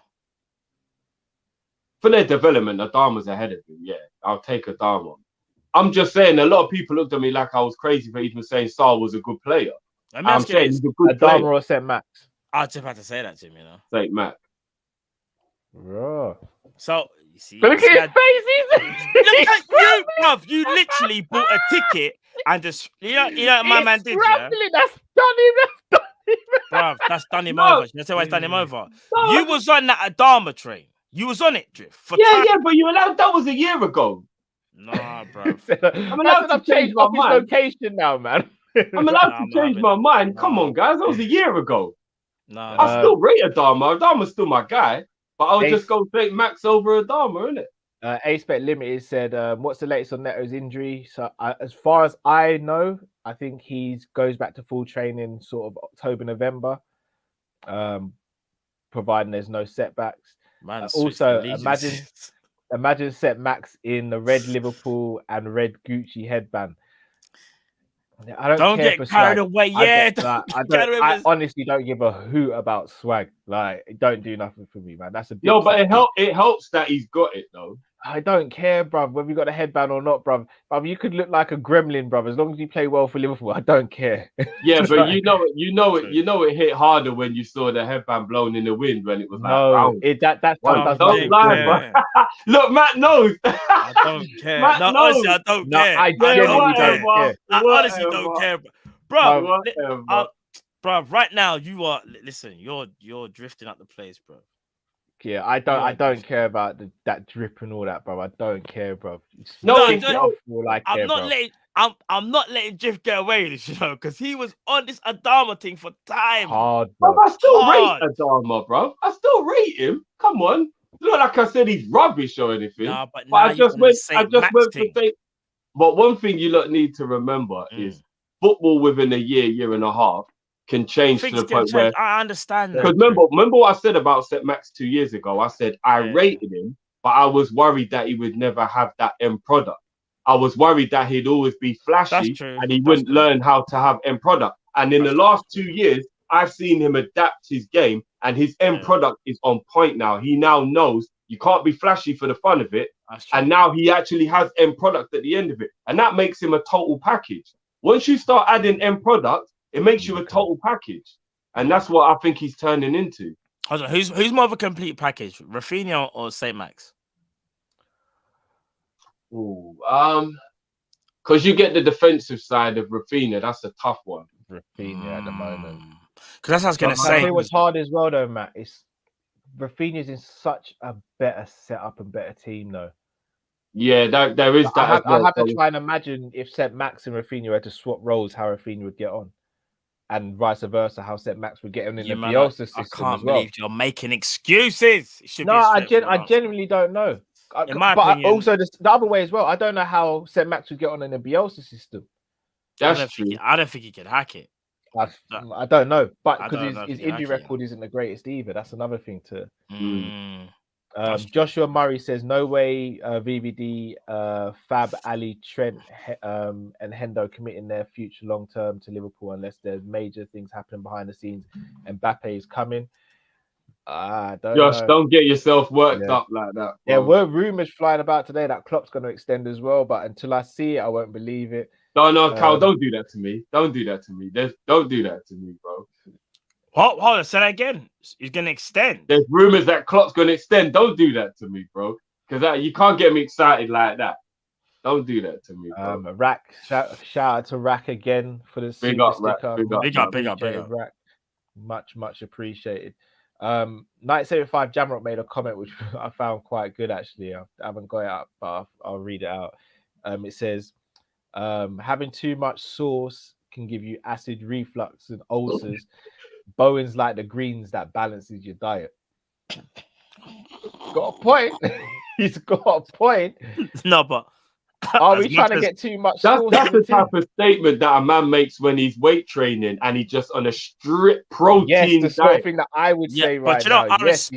I respect that, but I would even say Rafinha is that rather than Bowen, because Rafinha has the flair, everything, but he's disciplined and he's not just. Basically, you see St. Max, yeah? St. Max is like that kind of guy that you just think, oh, bruv, he's got all the tools, like he could do everything, and he can. But I do think to myself, the work rate, like, has he got the work rate for 90 minutes to play in a system that's more disciplined? Because right now he's a maverick in Newcastle, and they allow him to do what he wants, bruv. So he will defend at times when he wants to, but there's times when he just won't bother, and that's because he's at Newcastle and he has. Well, here's the thing, then, Matt, and this is why we always love squads and why we always champion, especially Cal. Forget about whether he's going to start. It's about squads. So having someone like St. Max, what I would love about it is it would depend what the occasion is. So you're right. He probably isn't going to work as hard as Rafinha. And even Neto. Neto is a very hard worker. I don't think he presses as well as Rafinha, but he's a very hard worker. So he's not going to give you the graft that them lot are going to give you. But as Liverpool, with other people in our team that are doing grafting already, I now want us to have a maverick. I want Coutinho was a very hard worker, so it's a bit disingenuous to even say use him. But I want a maverick now. I want a player that even if it's only say half an hour to go and we're 1-0 down to Real Madrid in the quarterfinal of the Champions League, I want a player that can come off the bench and is so unpredictable. They have no idea what to do with him, and he either drags people towards him, creating space for Mo, Mane, and that lot, or he even does it himself. Do you get what I mean? And that's why Rafinha and that, I think they'll suit our system perfectly. But I want a maverick now.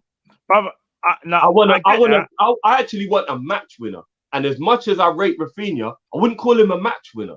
Not necessarily. Oh, no, not you're necessarily. sleeping. You're sleeping. Bro, what it is with Rafinha, when I say to you, this guy follows that instruction. I'm not saying he can't win games, sir, by the way, but I just mean I know you're saying. A match winner. Like, you can do it on your own, out of nowhere. I wouldn't call Rafinha one of those players. Do you know what I personally would. I think what it is though, he's He's very much disciplined. I think he's more disciplined than Saint Max. So yes, he can be that match winner, but he's so disciplined to his role. Whereas Saint Max, I think, is allowed to be that maverick, as you said, that match winner. He can just do whatever he wants and kind of know. Whereas I feel like with Rafinha, dare I say it, he has to choose his chance like carefully. The way how Bielsa wants you to play, I appreciate that. very strict. So I appreciate both players though. Put it like this: if we sign Saint Max, I ain't crying. I ain't crying at all. I'm just saying I'll just prefer Rafinha, but that's just a preference though. That's just a preference. Bogdan says Sarr and Bowen have very specific LFC winger stats. They do, to be fair. Yeah. Boubacar Ali says we sold Wilson, Awanini, Gruich to cover for Konate. Time will tell on that one. Maybe so. Time will tell. Aspect Limited says we should be on a position where we can get two of the three set Max, Neto, or Rafinha, FSG, P me off, you know. Let's wait till the window shut. We should be able to get two of the three for real. We should. We should be looking at a summer where Liverpool spent 120 mil because we got Rafinha for 50, Max for 50, and think Konate for 30. Like that is the type of summer we should be looking at on a real. It's very upsetting. But the window's not shut yet. You know, Bowen is definitely a Liverpool player on paper. So what Bogdan said, I agree with that. On paper, he's definitely a Liverpool player on paper. And Bogdan, just to follow up, says Klopp believes in a system winning, not a player, which is fair enough, and we can't really doubt that either. Yeah, fair play to that. Super chat here from Joel Matip. Guys, your thoughts on Souness? Okay, he's a legend, and yes, I hate United, but his take on Pogba is plain bang out of order. I'm ashamed. Yeah, there's an underlying current there with Souness and Pogba. I'm not gonna lie. I don't know, something they must have bucked up or something. Do you know what? Actually, there's someone's. Actually, no, I don't even know if I can say that. Actually, I can't actually. Yeah, the Souness stuff is a bit techie, man. Yeah, all I would say is this about Souness. This is me being real now. When it comes to Souness, yeah, I respect everything that the man's brought to the game. Souness is an absolute legend, just like legendary for Liverpool, and I rate what he's done. But I will say this though: sometimes he says things and you think to yourself, like, bro, like you allow other people to kind of make mistakes, but this certain individual with Paul Pogba, it's like you're harsh on him. Like, why is that? Yeah. Is it the case of backing your? Do you know what I feel like as very well? Sour. He comes across as very sour. Yeah, I just sometimes feel like you know when Michael Richards was speaking about it. Did you lot saw it? I'm guessing, yeah. Michael Richards, yeah, was being so honest, and he cut him off, and they didn't want him to speak because the thing is, Gary Neville went quiet. Did you notice Gary Neville went quiet? But seriously, we need to move subjects though. We need to talk about something else. Yeah. And then. Well, I think I love about Micah. Micah kind of clapped back, but friendly. Micah was like, "Well, we're supposed to be neutrals anyway." So yeah. But you know what I'm saying, like, bro, I'm not. The only thing about that I'll say though is Micah's argument was a little bit dead in the water when he said Pogba doesn't complain. But when thinking it came, couple times Pogba's gone international duty and openly said he wants to leave Man United. So he kind of has done the same thing. So Mika was a bit wrong on that or one. His agent. No, and Pogba himself has. Pogba did do it once actually, but at the same time, no one slanders Kane. No, I agree with that part. But you can't miss out information. Pogba has. All right. But let's say he's done that. Let's say he's openly said that. Yeah, Kane has missed training. Do you know what? Yeah. That's Paul Pogba. When he didn't feel, and again, people gonna feel like I'm some Pogba stan. I'm just giving you facts here. When Paul Pogba didn't feel like, I don't know, love, so to speak, when Mourinho was there, when the relationship broke down. Imagine a man turned up to training. You turn up to training like your normal everyday routine. You're still being paid by the club, still an employee. My man turns up here and just gets blatantly disrespected. Yeah. And what's so mad is Jose Mourinho knows what he's doing. Jose Mourinho knows media day. There's only certain times when the media, and for people that didn't know this, but a lot of people, I'm sure, do know when the media are about. He picked the perfect opportunity to disrespect Pogba for no reason. Yeah. And I just said to myself, Rod, you know what? Mourinho's very petty, though, isn't he? You didn't need to do that, you know. Like, no, that's a different story, though. I agree with that. No, but that's what I'm saying. But this is a man. But this is a man at that point wanting to leave, still turns to training. Right, and gets actually no. Don't you remember the reason why people got on Pogba's back is because he was missing training due to an injury and then was caught dancing at his brother's wedding. There are things Pogba's done. Pogba's no angel in this. He's No. not an angel. He's not He's an not an angel. angel. He's Yeah, not an he's angel. not an angel. But Kane's But not an angel. the way Kane, Yeah, no, the way Harry they're Kane's moving- protected. Here's what it is. Harry Kane is protected too much. That's what the problem is. But Pogba is a bad example because Pogba has done stuff that is bad. So it should be more just concentrating on let's not protect Kane and making comparisons to other players. That's what it is. But regardless, my whole argument is treat them the same. Yeah, but that would never happen. That would never happen. No, but at the same time, I guess there's That's always my a whole different argument. scenario. It's not about who's done this, who's done that. They're both footballers. They both wanted to leave or still want to leave. And it's how you conduct yourself. Right now, Kane come out of some dead statement that was like, yeah, man was always going to miss the game. In fact, let me do it properly. Yeah, so obviously I spoke to Daniel Levy on the phone and obviously he said to me, I'm not going to leave right now. So obviously we had a little talk of that. And I spoke to Sheikh Mansour. I said, you know what? I'm going to send out a statement. Then after that, I said to myself, do you know what? What's the best I could do? Reassure the Spurs fans. I spoke to Dele on the blower. Dele told me as well, you know, the best thing to do is assure the fans and come out some bullshit. If I do that, then, you know, they're still going to love me. I might not play the game against City. Pretense. Obviously, the game's already happened. We lost. I did put out a statement, obviously, because, you know, I didn't feel like I needed to. I love Spurs. I love Dele. But yeah, what I just said there was a pile of bullshit, but people will lap it up, and you know that's just how it is with the game. I've just got to say, you know, Paul Pogba's a great player, and I wish we could do the same things, but it seems to be I'm the media darling. So yeah, that's how it is. Shut up, blood. I actually do love Kane to actually come out and do an interview, bro. One thing I will say as well, and I don't mean to dig Cal out on this one, but when I used to back Balotelli, Cal always used to say, Drift, there's no smoke without fire. No, right? Drift. Balotelli is such a bad example. No, I'm pretty... You always used to say to me, there's no smoke without fire, right? So what I'm saying is, Pogba, whether you love him or hate him, there's so much that goes around him that it has to kind of be a no smoke without fire situation. It has to be. I've not once said that Pogba is innocent. What I will say though is that Souness is very bitter and sour towards him. I'm not even just talking about Souness. I'm even talking about the comparison a lot of people are making with the Kane. And one thing I will say to defend Kane, not because I care about him more or anything like that, just because it just has to be said because it's real. This is the first time in 28 years there's even remotely been anything unprofessional about Kane. So you can't have a Pogba who's constantly got something going on where something's happening, a little something a bit like what's going on there, and compare it to a guy who has been a model professional until he was 28. Now, bro, whether you think that Kane's protected too much or not, we have to be honest and we have to be fair. He cannot be on his first offence and be compared to a man who's constantly in the media for some kind of stupidness. You can't do that. That's not fair. He can be. He can be when the same example is being used. No. Let me land.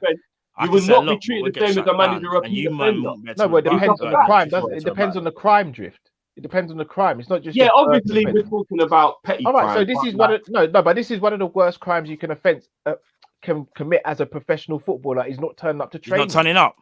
And not turning up for your team. That is unprofessional as it gets, bro. That's the worst type of What did we say about Coutinho faking back injury? All right, cool. What did we say about Sterling? It's the worst you can do. When Sterling called in sick. That's the worst thing you can do is not turn up. Come on. If I don't turn up for work tomorrow, I get sacked. Okay, so let me ask you this. And again, I'm not even trying to back Kane. Whether it's my first one or not. I'm saying because this is a first offence. It don't matter if it's first offence. Who told you that Kane didn't turn up? Because Kane's statement said that he was... No. Only Spurs. Kane's statement said him and the club agreed he could have that extra week off. Bro. No, but who told you that Kane was late? It was Tottenham that told you that. I don't know what to say. Of course they want to paint themselves up. Bro, is there a reason why every single reporter said Harry Kane has not turned up for training? But because Tottenham fed them the information, guys. Come on, don't be naive. Why would Tottenham throw Kane under the bus? Because they're trying to make themselves look like the better ones in the argument. But how does that help their situation? Because they're trying to make Kane look like the bad guy because they want them to come across looking the better out of the situation. Kane already looked like the bad guy to them when he came out publicly and did an interview with Gary No, Neville. they hate the fact that everybody actually understood where he was coming from. And everyone actually said, you know what, Levy, you should let him go. So Tottenham have got a little bit of a defence mode going on right now where they feel a bit backed in the corner. Like, well, hold on a minute. Conspiracy theory. So they're going to try and make themselves. Let me ask you this. Do you not theory. think there's a possibility the club lied? You don't think that? No, you just No, think no. what the club said. There's a possibility that Kane lied. But I'm saying there's just as big of a possibility that the team lied. So we can't sit here acting like we know the facts. This is one when I say just read between the lines, bro. Because it's kind of obvious, like. So where's Kane now then? He's in training now. So everything's good now. No, but he's back in training. He came back on the day when he said the club told him he was allowed to come back after they made an agreement when the Euros finished. And I'm not saying he's telling the truth, but I can't also say he's lying. Do you know what I think? Why would the club just so that you're telling me the club will come out to protect themselves just for the sake of it? Their darling boy. Yeah, but they're upset with him now. So they're not going to protect him the way they used to. Why are they upset with him? Something because they know he wants to leave. That doesn't make you upset with someone. No, but I think something happened. You think Daniel Levy's not annoyed that Kane did that interview with Gary Neville? He's pissed. Well, no, I don't blame Levy for that because that shouldn't have been an interview. He wants to exactly. So now he's gonna try and do things to make Kane look like the bad guy. Regardless, Kane's committed an offense in the same way Pogba's committed offenses, bro. I just want to see the same energy shown. And I'm not saying 100%. Pogba's no angel, more. But at the same time, Souness he comes across as very bitter towards Pogba, and I don't see that sort of energy to anyone else. He does. Straight. Oh yeah, I'm not getting like it. It's not nice. It ain't nice.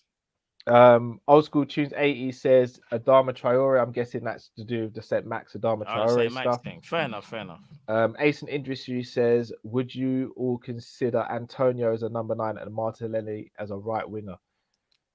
No, I rate Antonio, but he's not Liverpool level.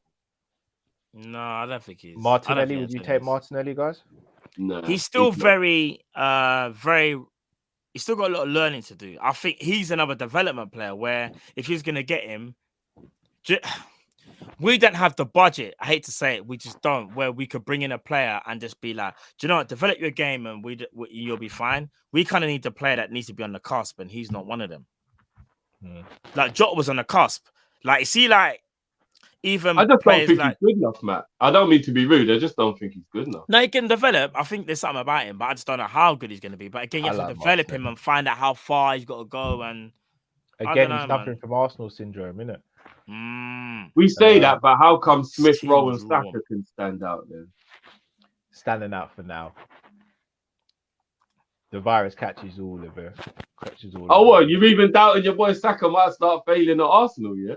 That doesn't mean I think he's a rubbish player. Just he's not built to be successful at Arsenal, is it? I'm not gonna lie.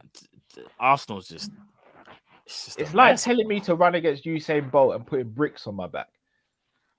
I'm already going to lose, but now you're making it impossible for me to win. For real. Yeah. I don't think Martinelli's a bad player. I just don't think he's good enough for our level. That's all. So that's going to lock me. Aspect Limited says Cal Brazil play on the 12th and 11th. 12th of October and 11th of November. We play Man United on the 24th of October. How long is the international break? Surely Klopp will tell these men to come back. I don't know the ins and outs of it. I've not read the report, but I don't know if it's to do with isolation periods and all that. Traveling. Isolation was what I read. Apparently, it was going to be something to do with isolation because Brazil is still in a bad way with the pandemic. Yeah. So that's... Which is why even on an international level, if you want to be more like understanding and, as you said, Cal, be more organized, don't have the game in South America. I know you want to play at home, but under circumstances, change the venue and then play in Europe or play somewhere that's not suffering that. And then we don't have this worry in it.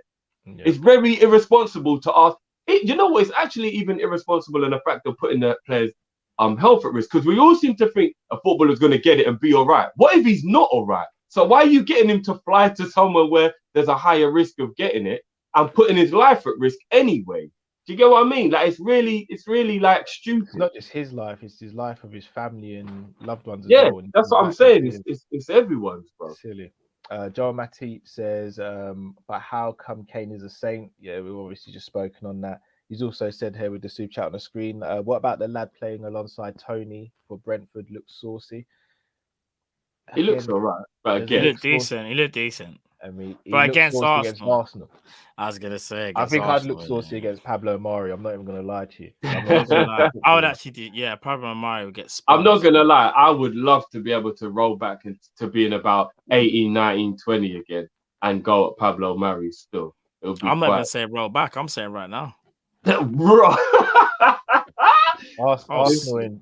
Bro, I spin Mari. I ain't even Take playing. Tierney out that defense and it's bad. Man ain't even got that 93 pace anymore. It's more like 75. And I'll still spin him with my techers. Are you dumb? You know what? I man. was quite surprised that they let Luiz go for free just for having somebody who's got leadership quality around. Has he though? Yeah, no, he has. He might make mistakes on the pitch, but he's got leadership quality. I'm going to ask you this question again. Because are we just assuming he's got leadership qualities because he's older than the rest of them? No. I've seen it. I've seen it for Brazil. I've seen it for PSG. He's got Brazil? Yeah. He's one of the people that they used to look up to. He was one of the ones that got slapped 7-1. No, but that's not the point. Who are you talking about? No, that's bad games and stuff. Who are we talking about? David Luiz. David Luiz has got leadership quality. Leadership. He has. I don't. You lot can laugh, but David Luiz has got leadership quality. If your centre back is getting spun week in, week out. No, it's not even about being a bad player.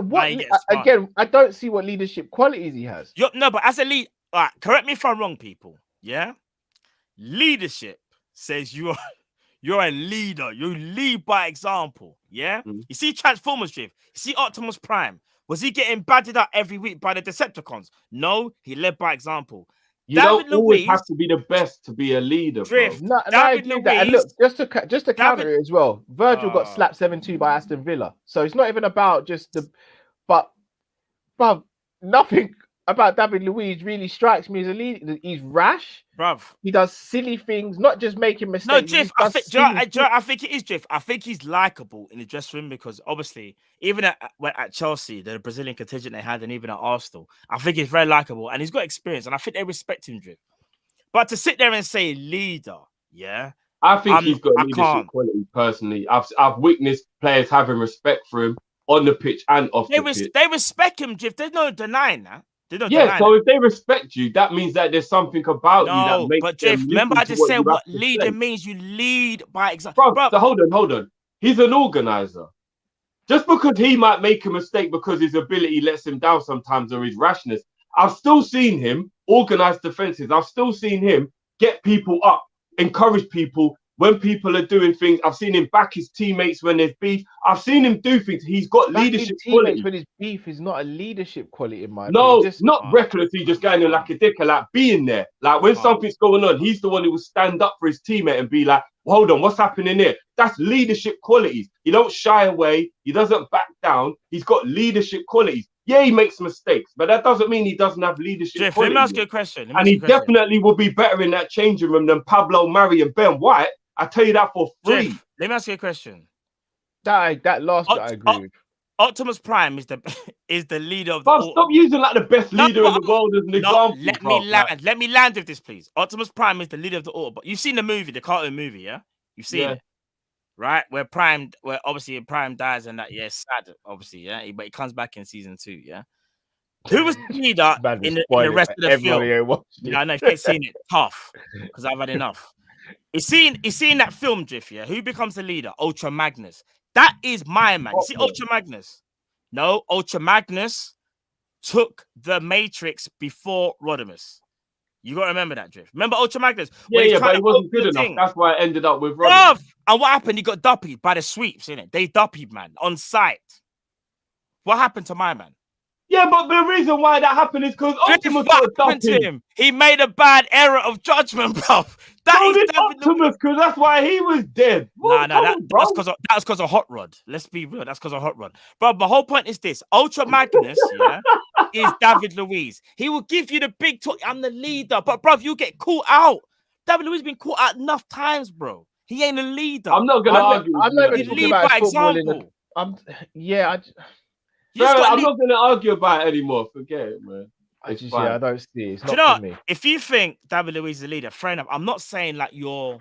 Sorry, just to fully clear wrong. this up, in fact, because we're kind of putting words, do you think he's a leader, Drift, or do you think he's got some qualities of a leader? I think he's a leader.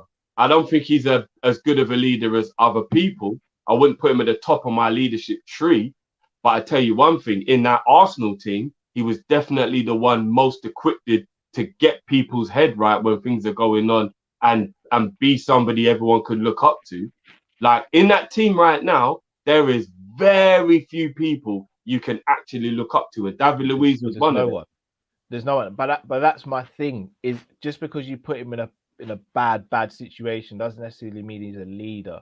But I've also seen him be that struggling. way throughout his career. It's not like I'm only just stating it at this point.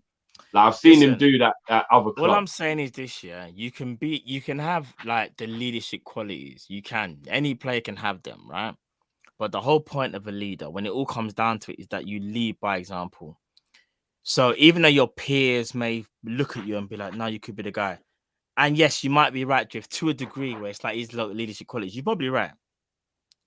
But he was a bad leader though, because as a leader, you lead by example. You're not supposed to make mistakes. If anything, you're supposed to learn from them. That's why we rate Hendo, we rate Van Dijk, and certain leaders that have the leadership qualities. He's an emotional leader, isn't it? He's one of those leaders where he can get carried away in his own emotions. I hear that, but you're supposed to. But remember, the whole point in leader, though, the whole point in it is you lead by example. And a lot of times, even though he tries to be a good leader, he's not a good leader, bro, because he doesn't lead by example. Okay, so would you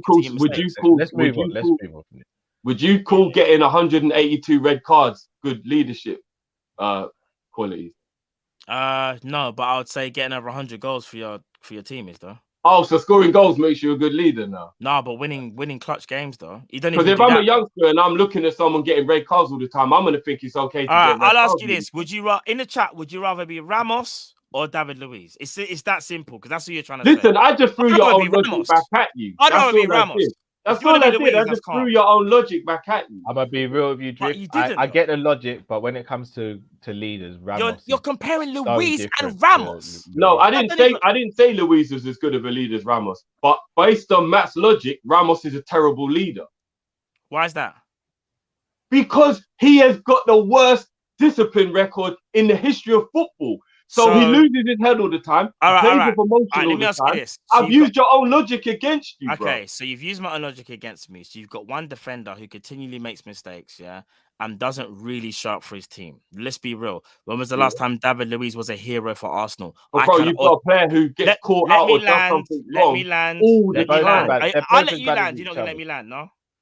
David Luiz has not shown up for Arsenal. He hasn't shown up for Chelsea for years. He constantly makes mistakes. Ramos has also made a bag of mistakes, as you said. Red cards, all of that. But you know what else Ramos does? He won the league with Chelsea, by the way. But go on. Did he? Oh, how many Champions Leagues did Ramos win, Drift? Can you remember? Bro, stop moving the goalposts, bro. You just brought up league. You just brought up... No, because you said he ain't done nothing for years. And I said, bro, we won the league with Chelsea. You cannot compare the two. One is a titan, one is a phony. Let's not do that. But I didn't even compare them. I just used your logic against you. That was all I did. But you're using Ramos because he gets sent off, which is because you said a bad captain is someone who lets emotions get away with him and doesn't lead by example. No, you said getting red cards all the time if you're leading by example. Those come out of your mouth, I never said you said. Anyway, fine. Let's move on. Let's keep it pushing. Go on, bro. Just saying. Yapu says, "Is Ndombele still better than Pogba, Drift?" Oh yeah, let me see what Drift says to this one. Go on, Drift. What are you saying? Why are you gonna so quiet, bro? Ask me that question at the end of the season. No, bro. Answer it now. No, because I haven't seen Ndombele play for such a long time. Drift. He's not fresh in my memory. This brother fully in Mario Kart mode. Old School Tunes 80 says apparently Kane got caught in your way changing. Mario Kart, man, swerving. Eating off the track. I followed you off the track, bro. That's what. You didn't, bro. You're swerving, blood. Trying the kit on to see how it looks. The tension. I imagine if that was real. That could never happen.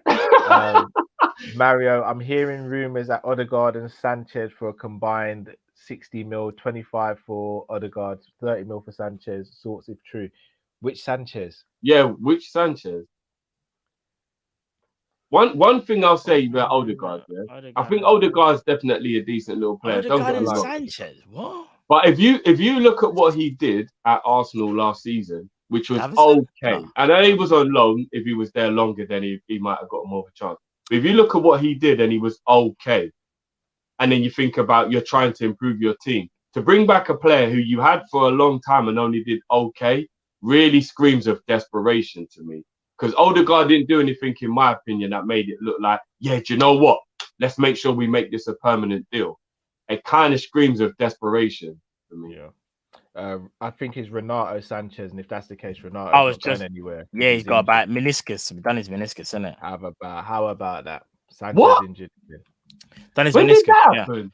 The other day, I think. He done his meniscus, bro. For everyone who Wow. came to me in You the see chat, what I'm ain't saying no about going that ankle nowhere. surgery, man? Man. No, I do, but everyone in the chat come for me after a couple of games in the Euros, and I did say he's very injury prone. He wouldn't work for us, and I got slaughtered for it.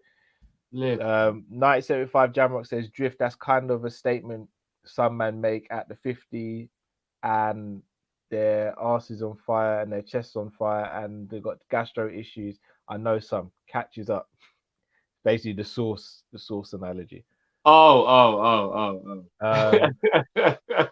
Chon Bay hashtag you'll never walk alone says, why didn't we go for Harry Kane? We act like a small team, and I've been so stressed about Liverpool doing business on top of that.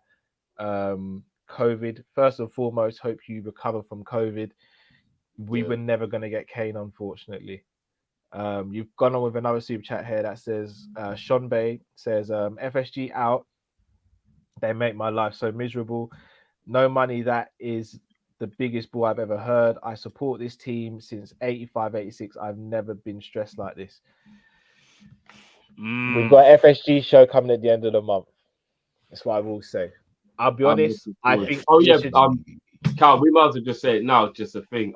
Everyone who we know is going to be a part of it. Because I know we don't actually have Jamrock's contact details. So Jamrock, if you could get in contact with us and just let us know how you would want us to, liaise with you or whatever. And Carl's Neto, we need your contact, because obviously we're gonna have to plan this behind the scenes, guys. So we need to be able to actually talk to you off camera. So just let us know your whatever way you want us to communicate with you guys, so we can get that all sorted out. Chombe, I just read your super chat. Just have a little patience with me, man. We got you. Sam Max Legend says Keane was not the best player in United team, but definitely a leader. Shame Liverpool pulled out from buying him from Forest. Fergie swooped in, and the rest is history. Yeah, very true. Ason says, is Ramos or Keane a good leader, Matt, by example? What, Ramos and Keane? Yeah, they are. Because what it is that they might not be the complete package, and they've got faults. But I think, for me personally, they've got more positives than David Luiz. That was my whole argument. Like, David Luiz makes mistakes, makes errors all the time. The others might make errors, like how my man was talking about Ramos, right? But Ramos has done things that Luiz would only dream of, bro. That's the honest truth. So you got to look at what they've done for their clubs. You have to look at it. Fair dues. I definitely feel like it's the goals that make Ramos's Real Madrid career look so great. But you're not even that. Maybe it is, but if you're clutch, to if both of you, Drift, you've said in the past that you think Ramos is a great leader because he's had to babysit people like Varane, but at the same time, you're discrediting when it comes to the argument. No, I'm not discrediting him. I'm also on the other side, Matt, in his argument. No, but also on the other side, maybe that has because I've always sat here and said Ramos is a good leader and he'll win by any means necessary, but I don't think he's a great leader that people make out because of the red cards and stuff. I think that has to be factored in. Like the amount of red cards he's got, how many times he has that will to win. Right, let me say this. At all costs. I don't think Ramos is a great leader. I just think he's a winner. And being a winner can carry leadership qualities within it. But you're right, Cal. Somebody who gets sent off all the time and always getting yellow cards and doing all that madness he does, it cannot really be looked at as a great leader because it's not leadership. It's not leadership. So he's a winner. I hear that he's part. A winner. You get what I'm saying? But I hear that part. But I disagree though, because if he's all right, so David Luiz makes a whole bunch of errors, or he has done over his career. And Just is there a bit of a myth that David Luiz makes? No, but hear me out. Is it maybe not some high profile errors Hear me out. spread across a period of time? It's not like every week the man's getting bodied. No, but hear what I'm saying. Luiz Most and weeks. Ramos make errors. They both make errors. However you want to call it, they both make errors, right? But who's done more positive things for their club? I'm gonna sit there and say Ramos, me personally, bro. Yeah, I don't even like Ramos, and that's why when I would agree with that. Yeah, but this is what I'm trying to say though, because for me, Ramos, yes, makes a bag of errors. So does Luiz. Like they have done both of them for different reasons. Luiz will make some stupid back pass. Ramos will get sent off all the time, right? But what Ramos does though, Ramos will do things for his club that will also allow them to win. I don't see David Luiz doing that, you know. He doesn't have that same energy. Bro, now you're being disingenuous. He's played for 2 Chelsea teams that won the league. He won the league with Paris Saint-Germain. You can't just act like he don't do anything. I'm saying Ramos has more to his. All right, cool. Agree to disagree. John II says, "Is it too late to be a part of the FSG show?" Message us, DM. We'll see if we can squeeze someone else in. Obviously, you'll have to let us know what side you're on so we can balance out the debate properly.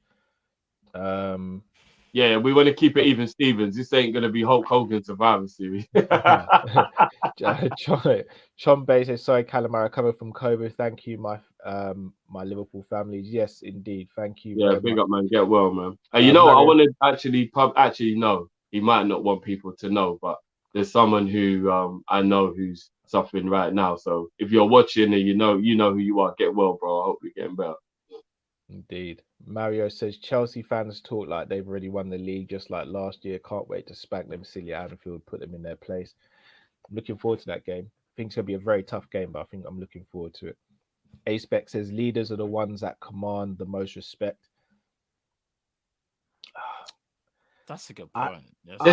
That's a quality. That's definitely one of the qualities. That's a good point. Because if people listen to you, then that means that you're kind of leading them sometimes without even realizing you're leading them. No, but if what you just said there is true, this up though, just because you're a leader doesn't make you a good leader though. Because the example I will use is if I'm with my 2 kids, I'm the leader, but depending on how I act around them and what I do. If they see me walking around and I'm smoking in front of them, if I'm swearing, if I'm acting a certain way, I'm a leader of them because they look up to me. But that doesn't mean I'm setting a good example, so I'm not being a good leader. Yeah, but you're their leader by default. It's a bit different if you're put in that position because people have seen your reaction, seen your personality. I think David Luiz would be in that position because he's the elder statesman. No. I don't think that's why. I don't think it's just age. Age. Let me ask you this then, because remember when we had this conversation? Just a quick yes or no. Would you remember when we was having this conversation about Pogba and I was like, he was a leader for France, you know, and you were like, no, he's not. I was like, bro, he is, you know. Do you want to know why I was a leader, bro? The guy just said it right there.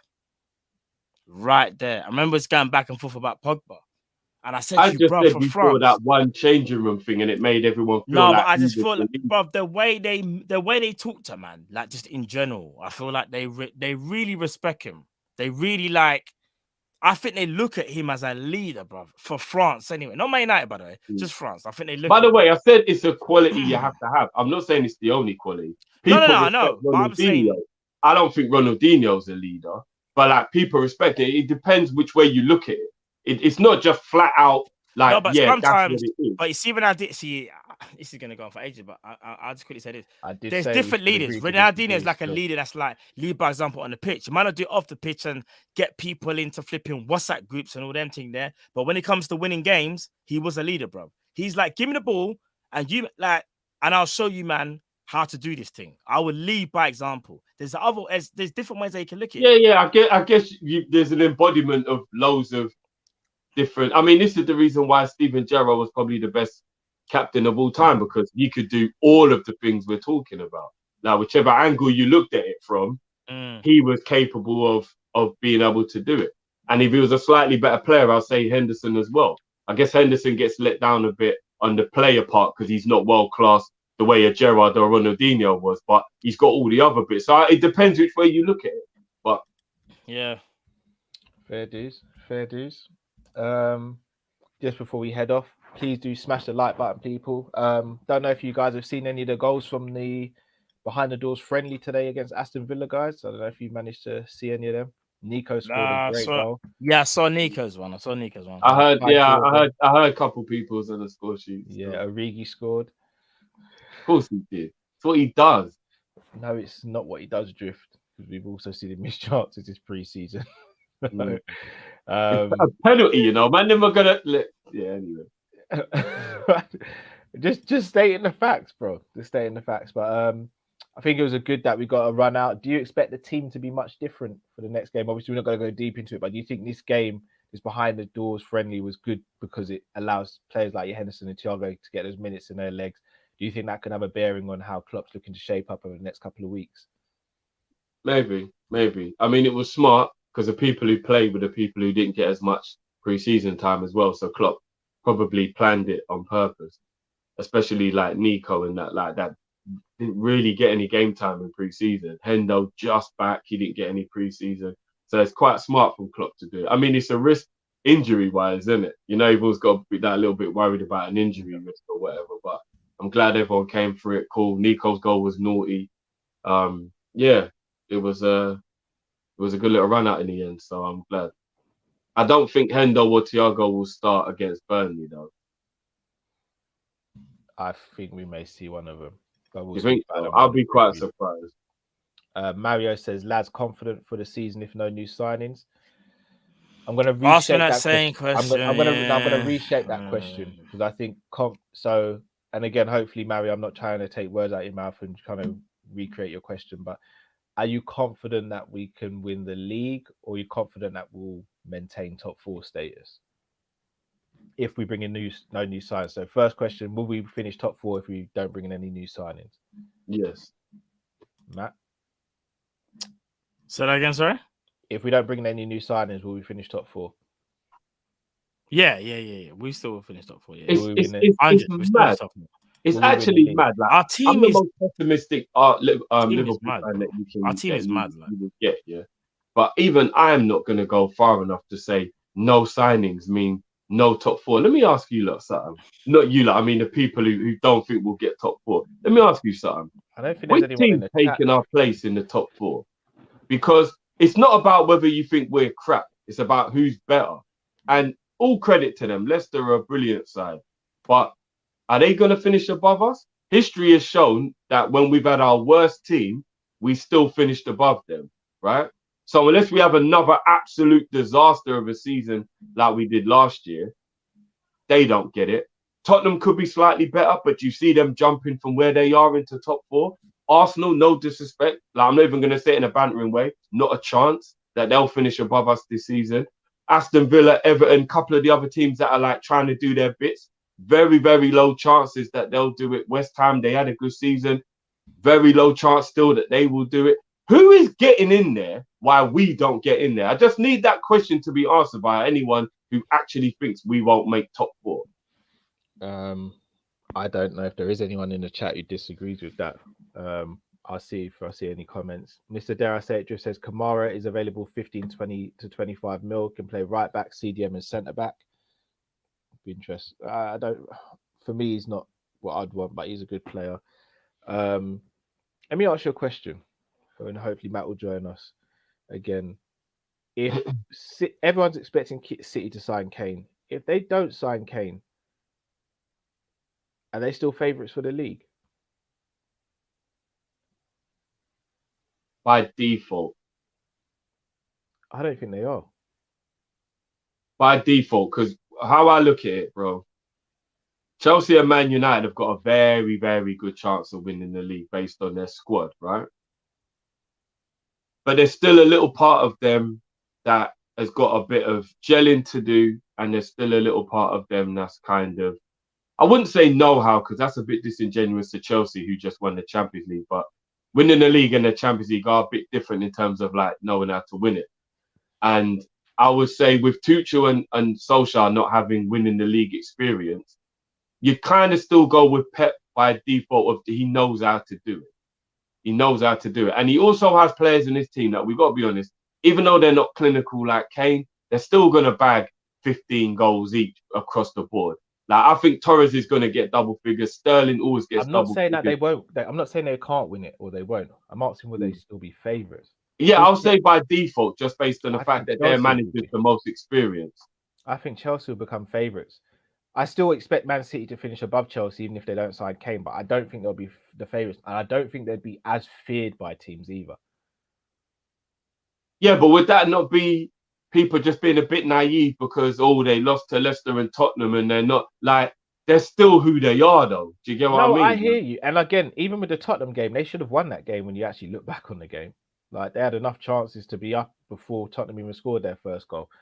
I'm just saying, with how tight the league could potentially be this season, games like that could come back to bite you. It could. And listen, I could be here at the end of the season and be completely wrong when I say this, and everyone will be like, and I might get clipped up for it or what have you. But I'll say this. We're looking at the transfer window and we're making the transfer window make our decision for us on who's going to be champion. And that's why a lot of people are leaning towards Man U and Chelsea.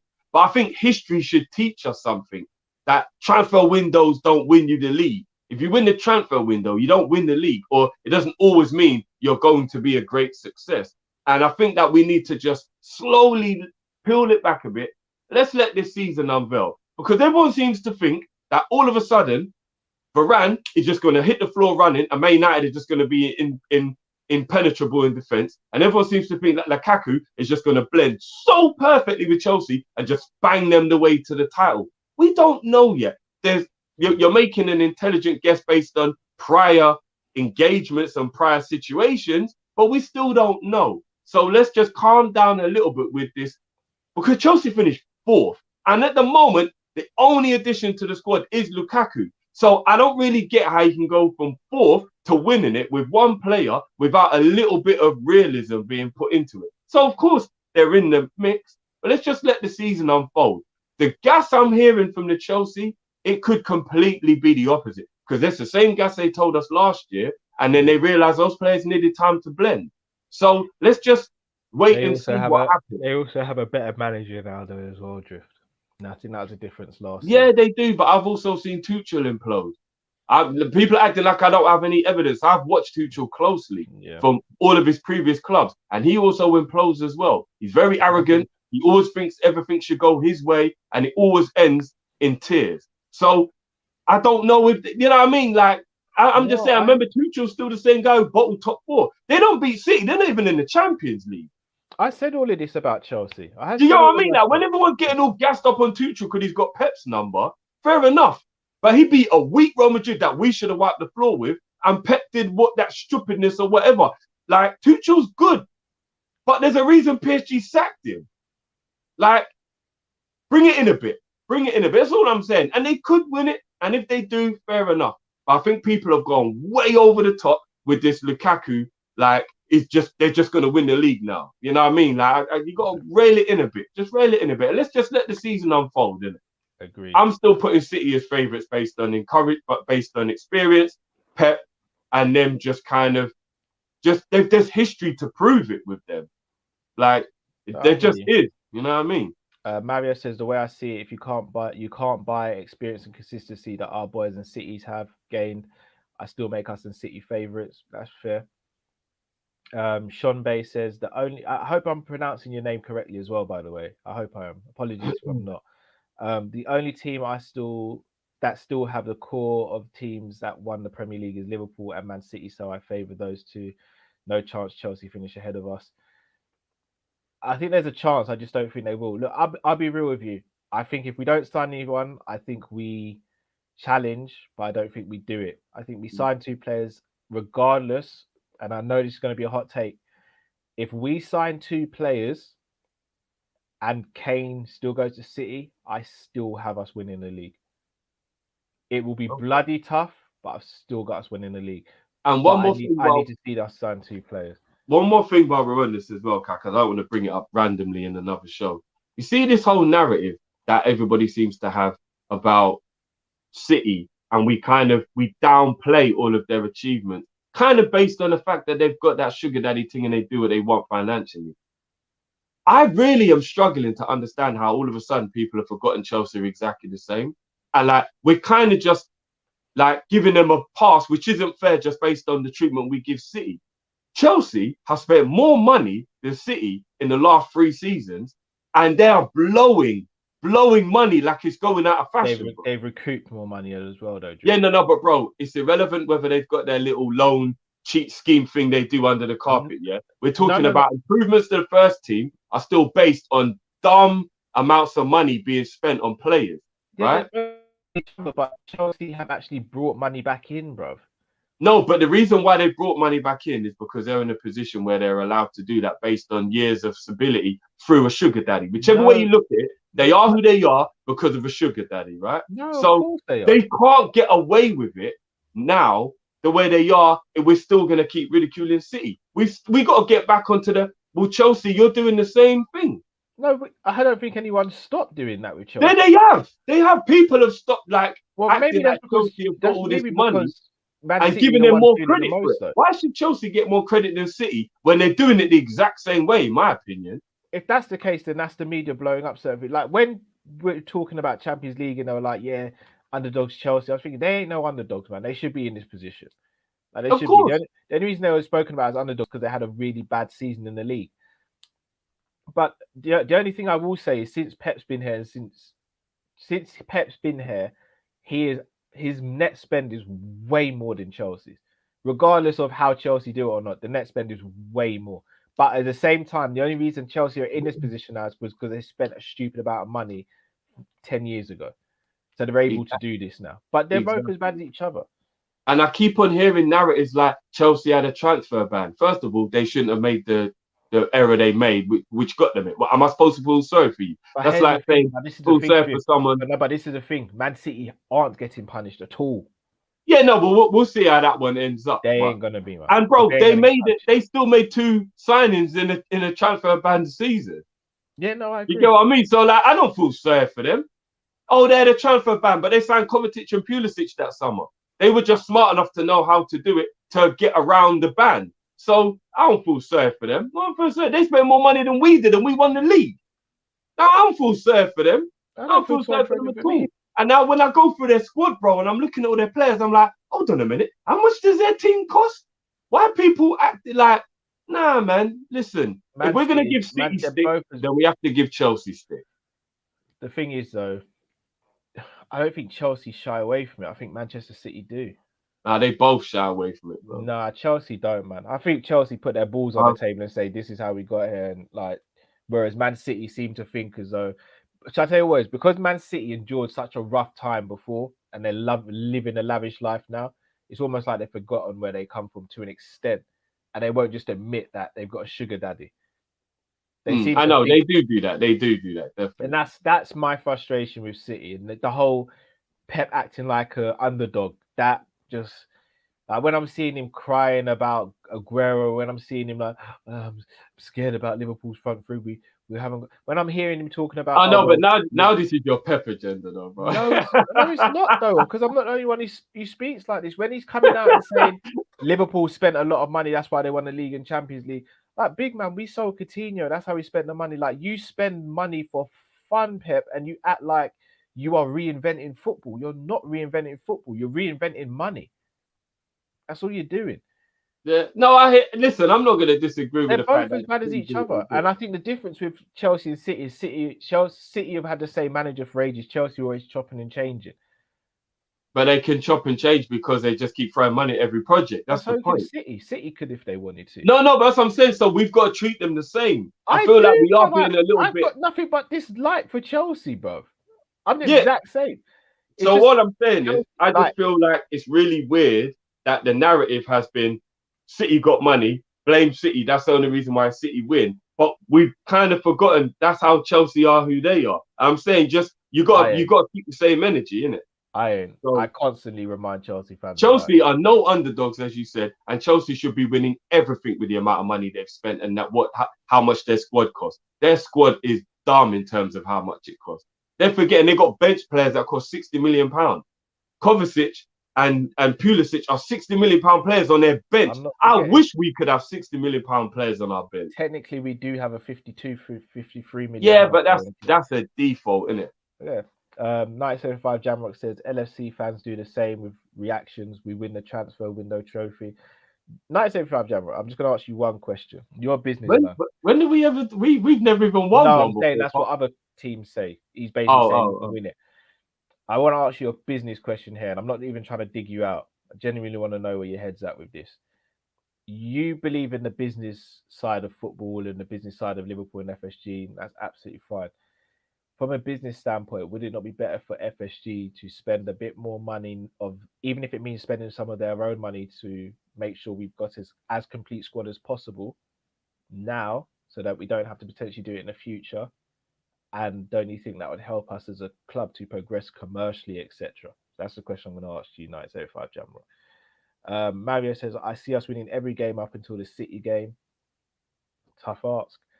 Dinesh says, other players and teams can get injured, not only Liverpool players. If Lukaku gets injured, Chelsea will do the same as last season. Very Fair true. point as well. I mean, because he barely gets injured, that's why people aren't thinking about it. But it's very true. It's true. It's true. And you see the diet stuff, Cal. Italy is renowned for having great nutritionists, and that's like part of their DNA. That could fall away being back in England. Like, people are acting like he's definitely going to be able to stick to the Inter Milan lifestyle living in England. London lifestyle is totally different to Milan. So it'll be very interesting to see if he can even keep the same dietary thing going and all that. No, very true. Sean Bay says, because City is the hottest and youngest chick in the Premier League, Drift and Callum, you pronounce my name perfect and I change it for you guys. My God. I get what he means. So everyone's going at City because we're bored of Chelsea. Yeah, the now. new one in school, isn't it? Yeah. I guess that's kind of true. Mario says, City and Chelsea moving like Harrods, we move like Co-op. Co-op's expensive, big man. See, I'll be honest with you. I made no secret I'm FSG out. I do think sometimes we go a little bit overboard with some stuff we say about them, though, as a fan base. But at the same time, there are some FSG in people who go overboard. With defense, bro, did you see how rattled everybody got when I put my tweet out? No, there were so many people that were upset. But no, I hear you, Drift. But I'm FSG out, but I still disagreed with your tweet.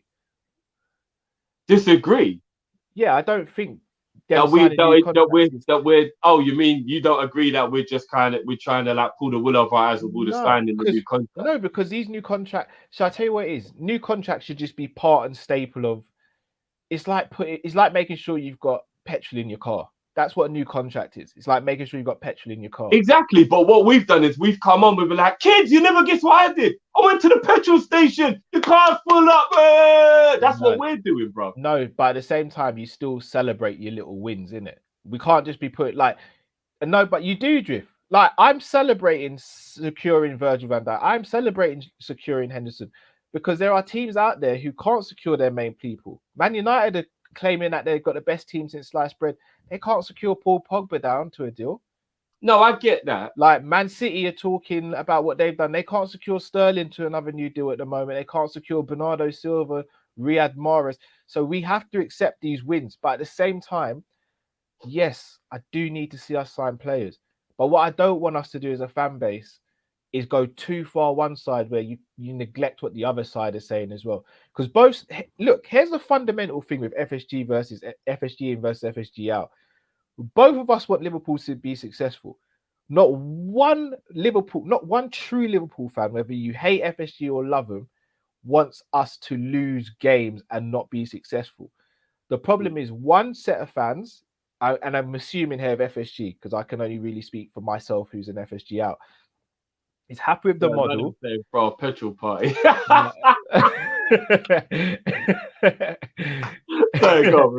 Is FSG are content with how the club's being run from a business standpoint, and are happy that we've won the trophies, and will be content with that if we don't maybe win for a couple of seasons, in the hope that we can start to become more of a juggernaut in the future. Whereas the FSG out, or should I say myself, is saying, we've been in this situation for 11 years where the model is what the model is. We're in the best situation we've ever been in my opinion, barring the COVID situation. Let's cash in on what we've got now and try and go to the promised land. I'm not saying we go stupid and we do a £400 million summer. it's not feasible. But let's push the boat out a little bit. In the same way, when we needed to do the stand, we did a loan from FSG. They can loan us the money and we can pay them back. Even if it's low interest, we can still pay them back. But let's secure now rather than always thinking in the future, because we don't know what tomorrow brings. Cal, I agree with you. I remember one time when people thought I was going soft when I said I think we do go overboard when we brush. We do. We have to see some of the good that they like. We cannot sit here and say, yeah, we signed. We've got Trent, best right back in the world. We've just secured a new contract. Virgil, best centre back in the world, new contract. Alisson, in my opinion, best goalkeeper, new contract. Robbo, best left back, working on the deal. Henderson, our captain, looks like he's about to sign. Thiago's just come to the club. Fabinho, best DM, just signed. Salah, best right winger / attacker in the world, many would argue. Again, about to sign a new deal. Like, we can't turn our nose up. That one, bro. No, but we can't turn, in my opinion, we can't turn our nose up at that. But at the same time, I will have my foot on FSG's neck if we don't add to the squad, in my opinion. But we shouldn't have to celebrate it, bro. Because you know what the real thing is, bro, and this is why we're celebrating it, and this is where the issue does come in, is we're celebrating it because they've completely dried out the well, and now anytime they drop us off a little bottle of water, we're over the moon, right? So the transfers is the dry well. So now they're just dropping off little bottles of water, and we're just happy to be able to drink, yeah? And two, because we know that our owners, the way they move, we're scared we won't give contracts to players because we just know our owners will undervalue them, being cheap because we don't want to have the wages. And that's why we're like, oh, thank God for that. They realized Fabinho was an important player. Oh, thank God for that. They realized Virgil was a good. So it's almost like relief, which is what's making us celebrate. But our owners shouldn't have us feeling that way, bro. Well, we've got to feel relief that they paid a player what he's worth. Like, if I see Mo, please let Mo sign the deal. If I see Mo sign a new deal, it's going to be relief they realized he's worth it. Because really, there should be no debate here. There should be no debate here whatsoever. But we're all thinking, shit, FSG are going to be looking at the wage structure. They're going to be looking at this, they're going to be looking at that. What if they don't give him a new deal? Do you get what I mean? Our owners shouldn't have us all worried like that, bro. But we don't know what the debate is, though, between the Salah situation. Because even you yourself said, Drift, that you think there's only a certain amount that footballers should be paid. No, I feel like once they're on a certain amount of money, they shouldn't be upset if they don't get more. So, but Salah might be in a position where he's on a certain amount and he wants a certain amount, and the club is saying no. So then they so if he's coming out saying he wants 400 or 500 grand a week, I'll actually kind of see where the club's coming from. But if the rumours are to be true that it's 250, what? They're just getting the money. Like, that ain't gonna bankrupt the club to give him a 50 grand pay increase. Come on, it's Mo Salah we're talking about. If you want 400 grand a week, then it's different, because then we're talking about he's being stupid. So it depends. There's a balance in it. Do you know what I mean? You got to figure it out. 975 Jamrock says FSG believe they can make more bang for their money investing in the stadium, training facilities, and driving more commercial revenue. The issue FSG have is they need a Woodward for revenue. All right, but Jamrock, you've kind of not answered my question here. We can have all the revenue input, but if there's no success on the pitch, it's not going to translate as much. So surely we need to invest in the pitch as well. But also another thing I would say to kind of counteract what I've asked Jamrock there is, a lot of people have the notion that, and I'm not going to use Abramovich because I think Abramovich is different. You see other clubs who will spend more money. There's an automatic notion that, like, the Man City owners love Man City more than FSG loves Liverpool, for example. I don't know if I buy that either, because they've just got more disposable money. And again, if I'm rich, they do. No, hear me out, Drift. If I've got £1,000 in my account and you ask me for £100, Drift, and I give it to you, but if you ask me, if you've got 150 in my account and you ask me for £100 and I give it to you, I may have less than this person. We've given you the equal amount. The person on 1,000 doesn't necessarily love, in my opinion, probably doesn't love you as much as the person who gave you 100 out of the 150. So just because a team's got bare money, disposable income, it doesn't mean they love the club just because they're throwing money at it. It just means they have the money to throw at it. No, I agree with that, and what you're saying there is definitely true. The only reason why I think they love them more is because they do things where it's not for financial gain. So I feel like there's no move FSG make where they know it doesn't benefit them in the end. I've seen Man City build up that team, build up the area, build up the training facility, do all these things without it benefiting them. It's just for the better of the town, for the better of the club. And every move FSG make is for their own benefit. Even the new training ground, they want their money back. They don't do anything without financial gain or like there's no risk. They don't do anything that's a risk, Cal. Do you get what I mean? And that for me is why I would say, even though they're richer, and you're right, they've got more disposable cash, they do a lot more. Oh, well, do you know what? If that's going to help, let's just do it. They don't go, but how do we benefit from that? And I feel like that's what FSG do. Do you get what I'm saying? Fair enough. Look, let's not get too deep. We've got the debate at the end of the month. Let's not get too deep into it. 1975 Jamrock says the commercial revenue is what is used for players. I hate to do this to you again, Jamrock, but if that's what's being used for players, when are we going to be in a position where we can start competing with the top echelons for players? Edward says it isn't love, it's sports washing, pure and simple. That's a point with regarding to Man City. Don't want to. Let's be honest. They've got a couple. Yeah, other I'm not going to teams sit here and defend like, them. So when I'm seeing Pep coming out talking about this is what we do to afford Jack Grealish, and I'm like, no, Pep, that's not what you're doing. Like, that's like one of Escobar people coming out and saying, oh well, you know, yeah, we bought an airplane because we want to travel back and forth to see our family in another country. Like, no, it's not. You bought the airplane. You know why you bought the airplane. You want to sell that cocoa. You know what you want to do.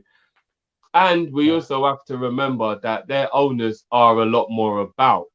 And I'm not saying that FSG should move to England or anything, but you kind of have to also look at like that. Like their owners are always about. They're always about. Like if you need to catch them, you know where they are. I don't really, you know what I mean? Like you have to figure that in as well. That kind of shows dedication to make sure that you're always about as well. So fair dues. 1975 Jamrock says City have sold equity and borrowed £1 billion in the last 2 years. Okay, yes, fair enough, but I'm going to ask you this. Does anyone really care about that? And I'm not even saying that in a rude way. I'm genuinely asking, does anyone care about Man City borrowing £1 billion? One, if they're able to pay it back, and two, if they're winning trophies. Because at the end of Gerrard's career, no one's going to turn around and say, oh, what was Liverpool's revenue income and all that when you were playing? You're going to ask about your trophies. I've never heard a manager speaking about revenue and this is what I was able to do. It's always about trophies. And I'm not saying you have to be corrupt or dirty to do it, but again, I'm not going to sit here and say our owners are squeaky clean either, because they're not. Mario says we're sitting on hundreds of millions and not spending. I don't know if we are. I actually don't know if we are. Like, genuinely don't know what situation FSG in. They did the Redbird thing because it seemed COVID really did hit them. So I don't know. Sean Bay says the difference is City and Chelsea owners are football fans, FSG are not. I agree with that. That is spot on. Yeah, that is spot on. Which matters a lot, because if I bought a basketball team, I wouldn't be anywhere near as invested as Matt would, as an example, because I don't love basketball and he does. Yeah. So that's a very, very good point. Yeah. Look, we're going to wrap up there, people. We've got so much more with the FSG thing. There's no point us doing it now because we are going to do it at the end of the month. People, do smash the like button. Hope you've enjoyed the show. Look out for us tomorrow on the Daily News Show. We'll have some more stuff for you throughout the week as well. So make sure you follow us on social media. Big arts, guys. If you have a Twitch account, make sure you follow us on Twitch. We are going to be starting a Twitch-only show, which will be airing once a week. So make sure you've got your Twitch account ready. Once again, a Twitch-only show with some great panelists. So make sure you tune into that. Jiff, anything you want to say before we head off? No, big up everyone, man. Big up everyone. And yeah, man, we'll catch you tomorrow for the Daily News Show and onwards, people. Indeed. Check out our merch store as well, people. Hoodies, t-shirts, mugs, etc. And then also check out our membership stuff where you can get behind the scenes access and so much more extra videos and content. 1975 Jamrock says, I think there's a lot of missing information ongoing. Maybe, but that's also why we need you as well here, Jamrock, so you can shed some light on certain things as well. I kind of see where it's coming from. There probably is a lot of stuff that gets lost in translation and stuff. So yeah, but yes, enough love to everyone who's joined us. So just a quick big up for a uni acceptance. So I saw this one before. You got to drop the beat for man getting in. Congratulations, Alex.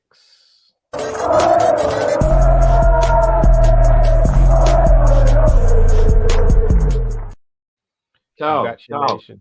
How did we forget? How did we forget? I actually don't know how I did over the weekend. Bro, do you know what? Big up yourself on that one. So, do you know, that was actually on the agenda. I don't even know how we forgot. That is great, Scoop. Hold on. Let me bring up the table 1 second. Scoop, I reckon, has brought it up because Scoop done well. Oh, I know why Scoop brought it up, because I've already seen it. Okay. That's why he's got the laughing emoji at the end. Okay. But mate, Scoop, make sure you didn't bust too early. Triple captain first week.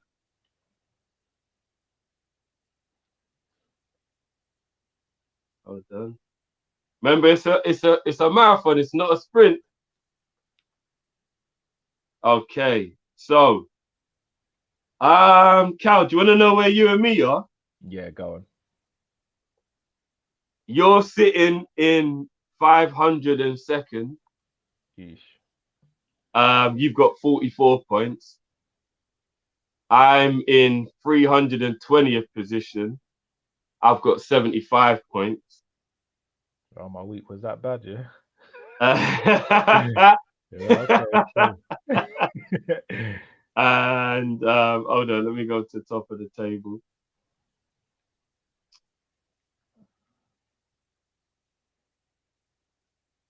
And in first place, he already knew he was. That's why he brought it back up again. And I know Scoop's laugh, so I can hear the laugh as well. In first position is man like Scoop. I'm not going to lie, man had a marvelous week. 127 points, top of the league. In second place is Ricky, just behind Scoop on 122 points. That's another marvelous week. And in third is Jaden with 118 points. So, I mean, all right, let's just make up the top four. We've got John Carew, who's in fourth place on 116. It is very tight at the top. I'm not going to lie. It is very, very tight at the top. But congratulations on the first week, man. Like Scoop, I'm not even going to lie. Drop the beat for Scoop, man. 127 points first week. That's big. I'm not even going to lie.